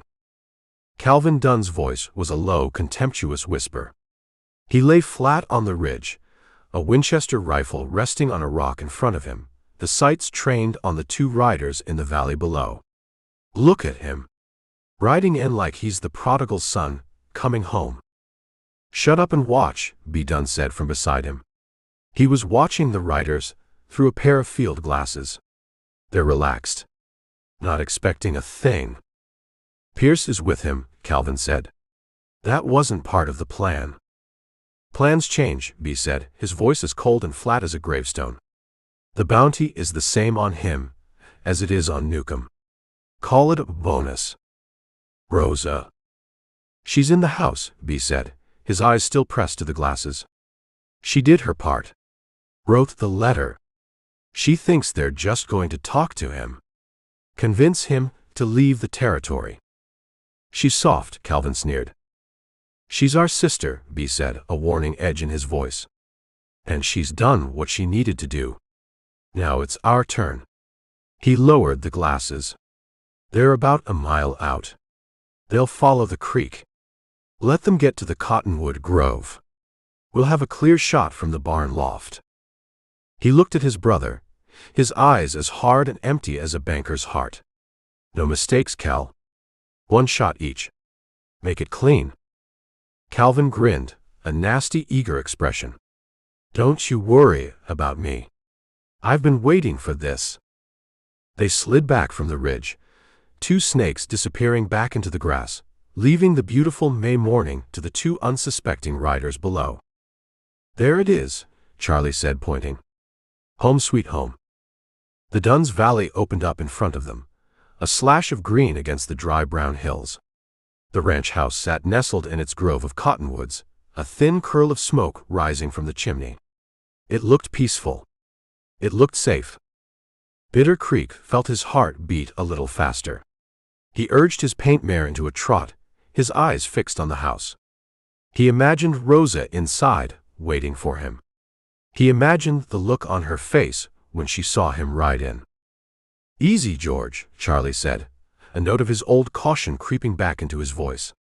Let's not ride in like we're leading a parade. Some things still don't feel right. Everything's right, Bitter Creek said, his voice full of a confidence he hadn't felt in years. For the first time in a long time, Charlie, everything is just right. He nudged his horse forward, leaving his friend behind. He rode out of the last patch of scrub and into the open pasture, his eyes on the house, on the promise of a new life. He didn't see the dark, open square of the hayloft window in the barn.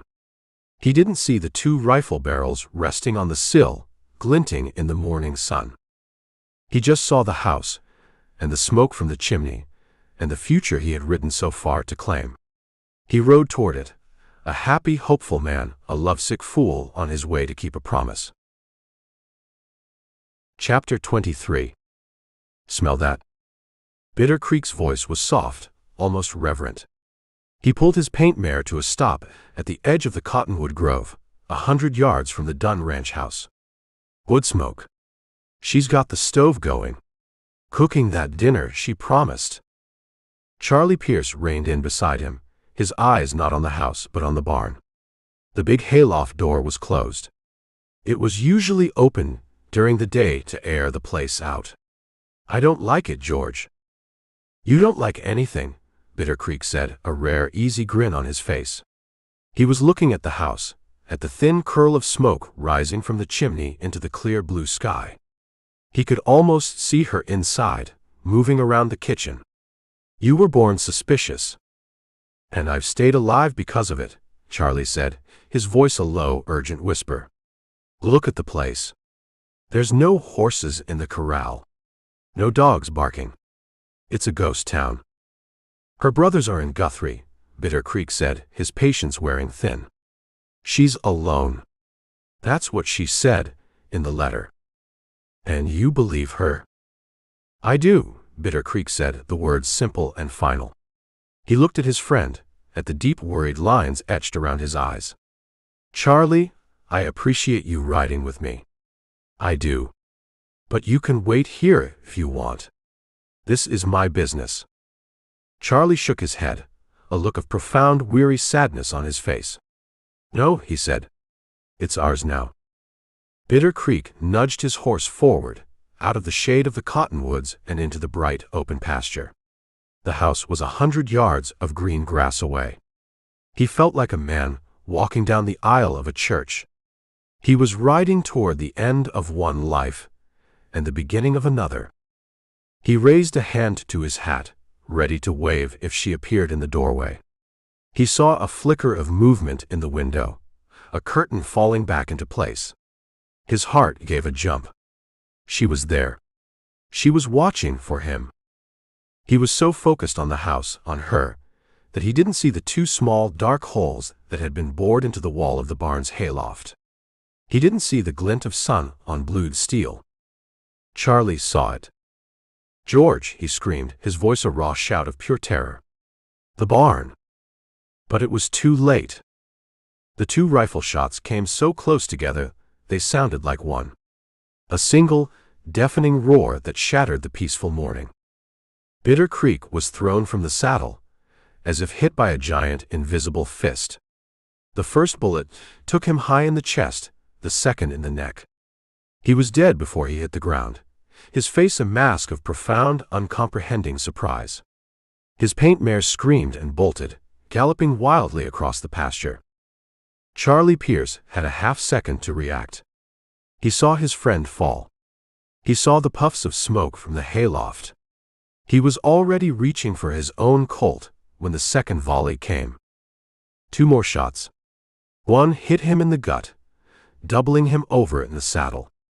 The other caught him in the throat, silencing the cry that was just forming on his lips. He slid from his horse, a slow, boneless fall, and landed in a heap in the grass, his hand still frozen on the butt of his undrawn gun. The silence that followed was absolute, broken only by the frantic whinny of Charlie's horse and the buzz of a fly in the hot sun. The big door of the barn slid open. Bea and Calvin Dunn stood there, rifles in their hands, the smoke still curling from the barrels. They walked out into the sunlight, their faces grim and businesslike. Clean, Calvin said, a note of satisfaction in his voice. Just like you said, Bea. They never even cleared leather. Bea didn't answer. He was watching the house. The front door opened, and Rosa stepped out onto the porch. She stood there for a moment, a silhouette against the dark interior, looking at the two bodies lying in the grass. Then she made a sound, a low guttural noise of pure animal horror. She pressed her hands to her mouth, her eyes wide with a terrible, dawning comprehension. You killed them, she whispered, the words carrying across the quiet yard. We took care of a problem, Bea said, his voice flat. He walked over to Bitter Creek's body and nudged it with the toe of his boot, as if checking a piece of livestock. $5,000. Each. You told me. Rosa's voice was shaking, her face chalk white. You told me you were just going to talk to him. To make him leave. He wouldn't have left, Calvin said, walking over to stand beside his brother. He looked down at Bitter Creek, a sneer on his face. Men like him, they don't know how. This was the only way. You used me, she said, the words a choked sob. The letter, you made me write it. You did your part, Bea said, not looking at her. He was already scanning the horizon, his eyes watchful. Now go back in the house. This ain't your concern anymore. She didn't move. She just stood on the porch, staring at the man she had loved, at the man who had died for a lie she had written. The small wooden bird he had carved for her fell from her numb fingers and clattered on the wooden planks of the porch. "Go on now," B said, his voice sharper this time. "We got work to do. We need to get these bodies into town before the marshal starts getting impatient." He and Calvin turned their backs on her and walked toward the dead men, their minds already on the blood money they had earned. They were businessmen who had just closed a profitable deal. Rosa stood on the porch, a silent, broken statue in the beautiful May morning, the sound of her own heart shattering, the only thing she could hear. Chapter 24. That's as far as we go. B. Dunn pulled the team of mules to a halt in the middle of Harrison Avenue, the wagon bed behind him heavy with its grim cargo. He didn't look at the crowd that was already gathering, their faces a mixture of horror and morbid curiosity. He looked at the marshal's office. Calvin sat beside him on the wagon seat, a new rifle resting across his lap, his eyes darting around the street. "Should we cover them up?" "No," B said, his voice flat. "Let the town see. Let the marshal see what we've done for him." They sat there, two brothers on a wagon, with the bodies of George Bitter Creek Newcomb and Charlie Pierce lying tangled in a bloody heap behind them, wrapped in old canvas tarps that didn't quite cover their boots. The door to the marshal's office opened. U.S. Marshal Eldridge Sample stepped out onto the boardwalk. He didn't look surprised. He looked like a man who had been waiting for a train that had finally arrived. He stood there for a long moment, his storm-gray eyes taking in the scene, the wagon, the two brothers, the two still forms in the back. He walked down the steps and into the street, his boot heels making a slow, deliberate sound in the dust. He didn't look at the Dunn brothers. He walked straight to the back of the wagon. With the tip of his boot, he nudged the canvas tarp away from Bitter Creek's face. He stared down at the dead man, at the peaceful, surprised expression frozen on his features. He saw the two bullet holes, close together, one in the chest, one in the neck. Professional. Too professional. "You said they tried to rob you," Sample said, his voice quiet, but carrying in the silent street. "They did," B. Dunn said from the wagon seat. "Rode right up to the house. Demanded money, horses. Said they'd burn us out if we didn't cooperate." "So you shot them," Sample said. "It wasn't a question." "We defended our property," Calvin put in, his voice a little too loud, a little too eager. "It was a fair fight. They drew on us." Sample finally turned his gaze on them. He looked at Calvin's new rifle, at B's calm, steady hands on the reins. He looked at their clean clothes, at the fact that neither of them had a scratch on them. A fair fight. "Two of them," Sample said, his eyes moving from Calvin to B. "Against the two of you. And they were two of the fastest guns in the territory. Yet you both walked away without a scratch." He gave a slow, deliberate nod. "You're either the luckiest men in Oklahoma or the best damn shots I've ever seen." "We got lucky," B said, his face a mask of stone. "I bet you did," Sample said. He walked around to the side of the wagon and looked up at them. "The bounty is $5,000. Each. $10,000 in total. As agreed." "We'll take it in gold," Calvin said, his eyes glinting with a greedy light. Sample almost smiled. It was a cold, humorless expression that didn't reach his eyes. "The government pays in paper, son. You can change it to gold on your own time." He turned and walked back toward his office. "Bring them around to the undertaker's. I'll get the money." The Dunn brothers drove the wagon down the street, the crowd parting before them like the Red Sea. They pulled up in front of the undertaker's, a grim clapboard building with black curtains in the windows. Sample was waiting for them inside. The room smelled of sawdust and formaldehyde. He had a thick stack of new greenbacks on the undertaker's desk. "Count it," Sample said. Calvin's hands shook as he reached for the money. B put a hand on his arm, stopping him. You count it, Marshal, B said. We trust you. Sample looked at him, a flicker of something, contempt maybe, in his eyes. He counted out the money, his fingers moving with a quick, efficient rhythm. $10,000. The price of 2 men's lives. The price of a sister's heart. He pushed the stacks across the desk. You'll have to sign the papers. An affidavit. Stating the circumstances of the shooting. For my report. Of course, B said. As B was signing his name with a steady hand, Sample walked over to the back of the wagon, where the undertaker was now preparing to unload the bodies. He looked down at Charlie Pierce, at the young freckled face now pale and still. Then he looked at Bitter Creek. He saw the way the man's hand was frozen, clutching at his shirt, right over his heart. Sample reached down and with a gentle tug pulled the man's hand away.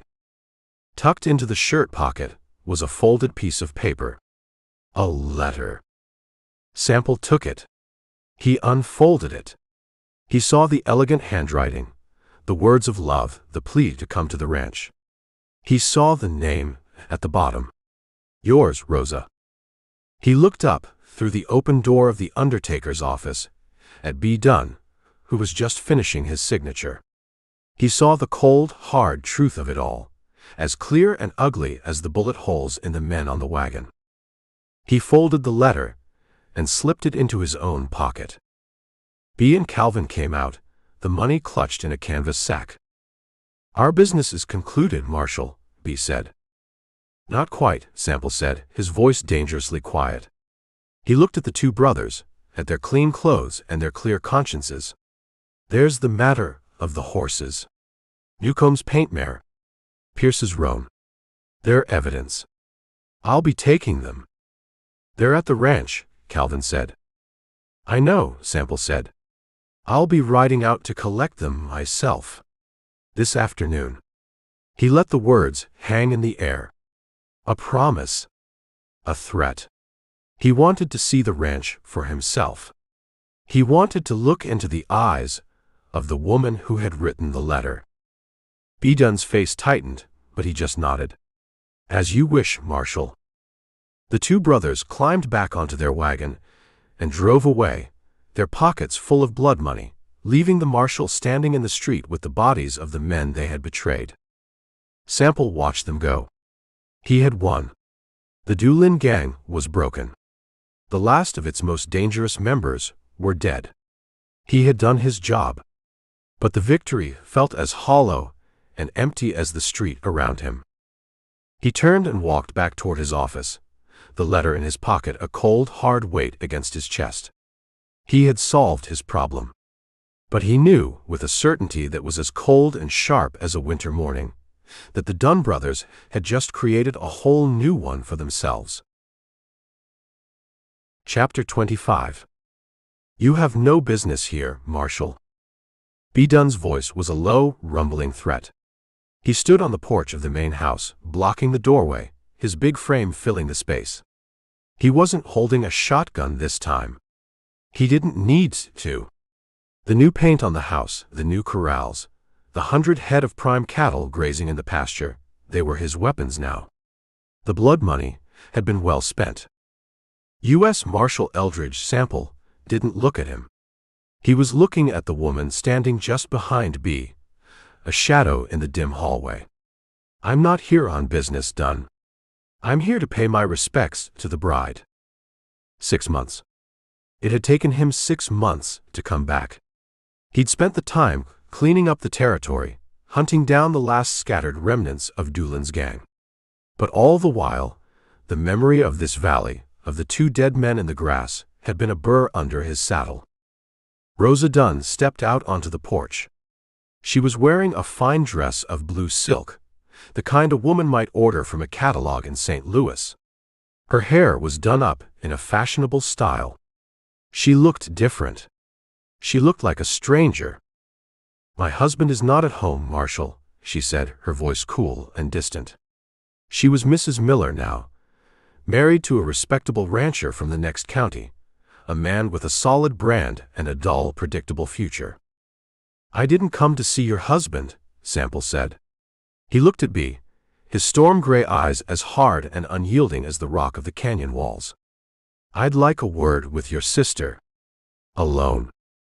B. Dunn's hand twitched, his instinct to protect, to control, still strong. But he saw the look in the Marshal's eyes. This wasn't a request. He gave a curt nod and stepped back into the house, leaving them alone on the porch. Sample looked at Rosa. He saw the fine dress, the carefully arranged hair. But he also saw the hollowness in her eyes, the faint, dark circles that even powder couldn't hide. He loved you, Sample said, his voice quiet. He didn't need to say the name. Rosa flinched, a barely perceptible tightening of her mouth. He was an outlaw. A killer. He was, Sample agreed. But he was a lot of other things too. He reached into the inside pocket of his coat, the same pocket where he'd put the letter 6 months ago. He held it out to her. This was in his shirt pocket. I believe it belongs to you. She stared at the folded piece of paper, as if it were a snake. She didn't take it. I don't want it. I think you do, Sample said. I think you need to see it. To remember what you wrote. To remember the man who believed it. Her hand trembled as she finally reached out and took the letter. She unfolded it, her eyes scanning the elegant, familiar script. Her own handwriting. Her own lies. My brothers, she started, her voice a choked whisper. They made me. Did they? Sample asked, his voice devoid of judgment. Did they hold the pen for you? Did they choose the words? He looked out at the prosperous ranch, at the green grass and the fat cattle. This is a fine place you have here, Mrs. Miller. A real success story.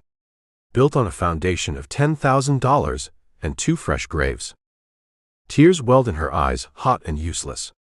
You don't understand. I understand perfectly, Sample said, his voice turning as cold as a winter morning. I understand that you used a man's hope against him. I understand that you led him into a trap, and you let your brothers butcher him like a hog. He took a step closer. What I don't understand is how you sleep at night. She looked up at him then, the tears spilling down her cheeks, and for the first time he saw the raw, unvarnished truth in her eyes. He saw the guilt, the self-loathing, the ghost that would haunt her for the rest of her days. I don't, she whispered. Sample had come here for a reckoning. He had come to see justice done in his own way. But looking at her, at the broken thing she had become, he knew that justice had already arrived. She was living in her own private hell, a prisoner in a fine blue dress. He turned without another word. He walked down the porch steps and to his horse. He didn't look back. He didn't need to. He had seen what he came to see. He rode out of the valley, the memory of Rosa Dunn's haunted eyes a fresh image to add to his collection. He had cleaned up the territory. He had brought the law to a lawless land. He had won. But it felt like a loss. He thought of Bitter Creek. He thought of the man's cold courage, his quiet competence, the strange, hard code he had lived by.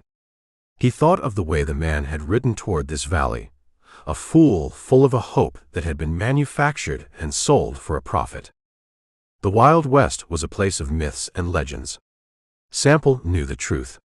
It was a place where a man could be killed not by a lawman's bullet, not in a fair fight, but by the deadly, simple greed of a man's heart, and the dangerous, complicated game of loving the wrong woman. He reached the top of the ridge and pulled his horse to a stop. He looked back at the Dunn Ranch, a peaceful, prosperous-looking place nestled in its green valley. A lie. The whole damn thing was a lie. He turned his horse and rode west, toward the setting sun, a new posse to form, a new outlaw to hunt. But he knew, with a certainty that was as cold and hard as the badge on his chest, that a part of him would always be back in that valley, forever chasing the ghost of the man from Bitter Creek. Western. Love audiobooks? Get over 100 Wild Western audiobook on YouTube. Subscribe for full listens, no fluff. Wild Western Roundup. Want even more action-packed adventures in the Wild West? Join the posse. Download your free copy of Wrangler today. Or keep reading the Rip Campbell Wild Western series in Amazon. The end.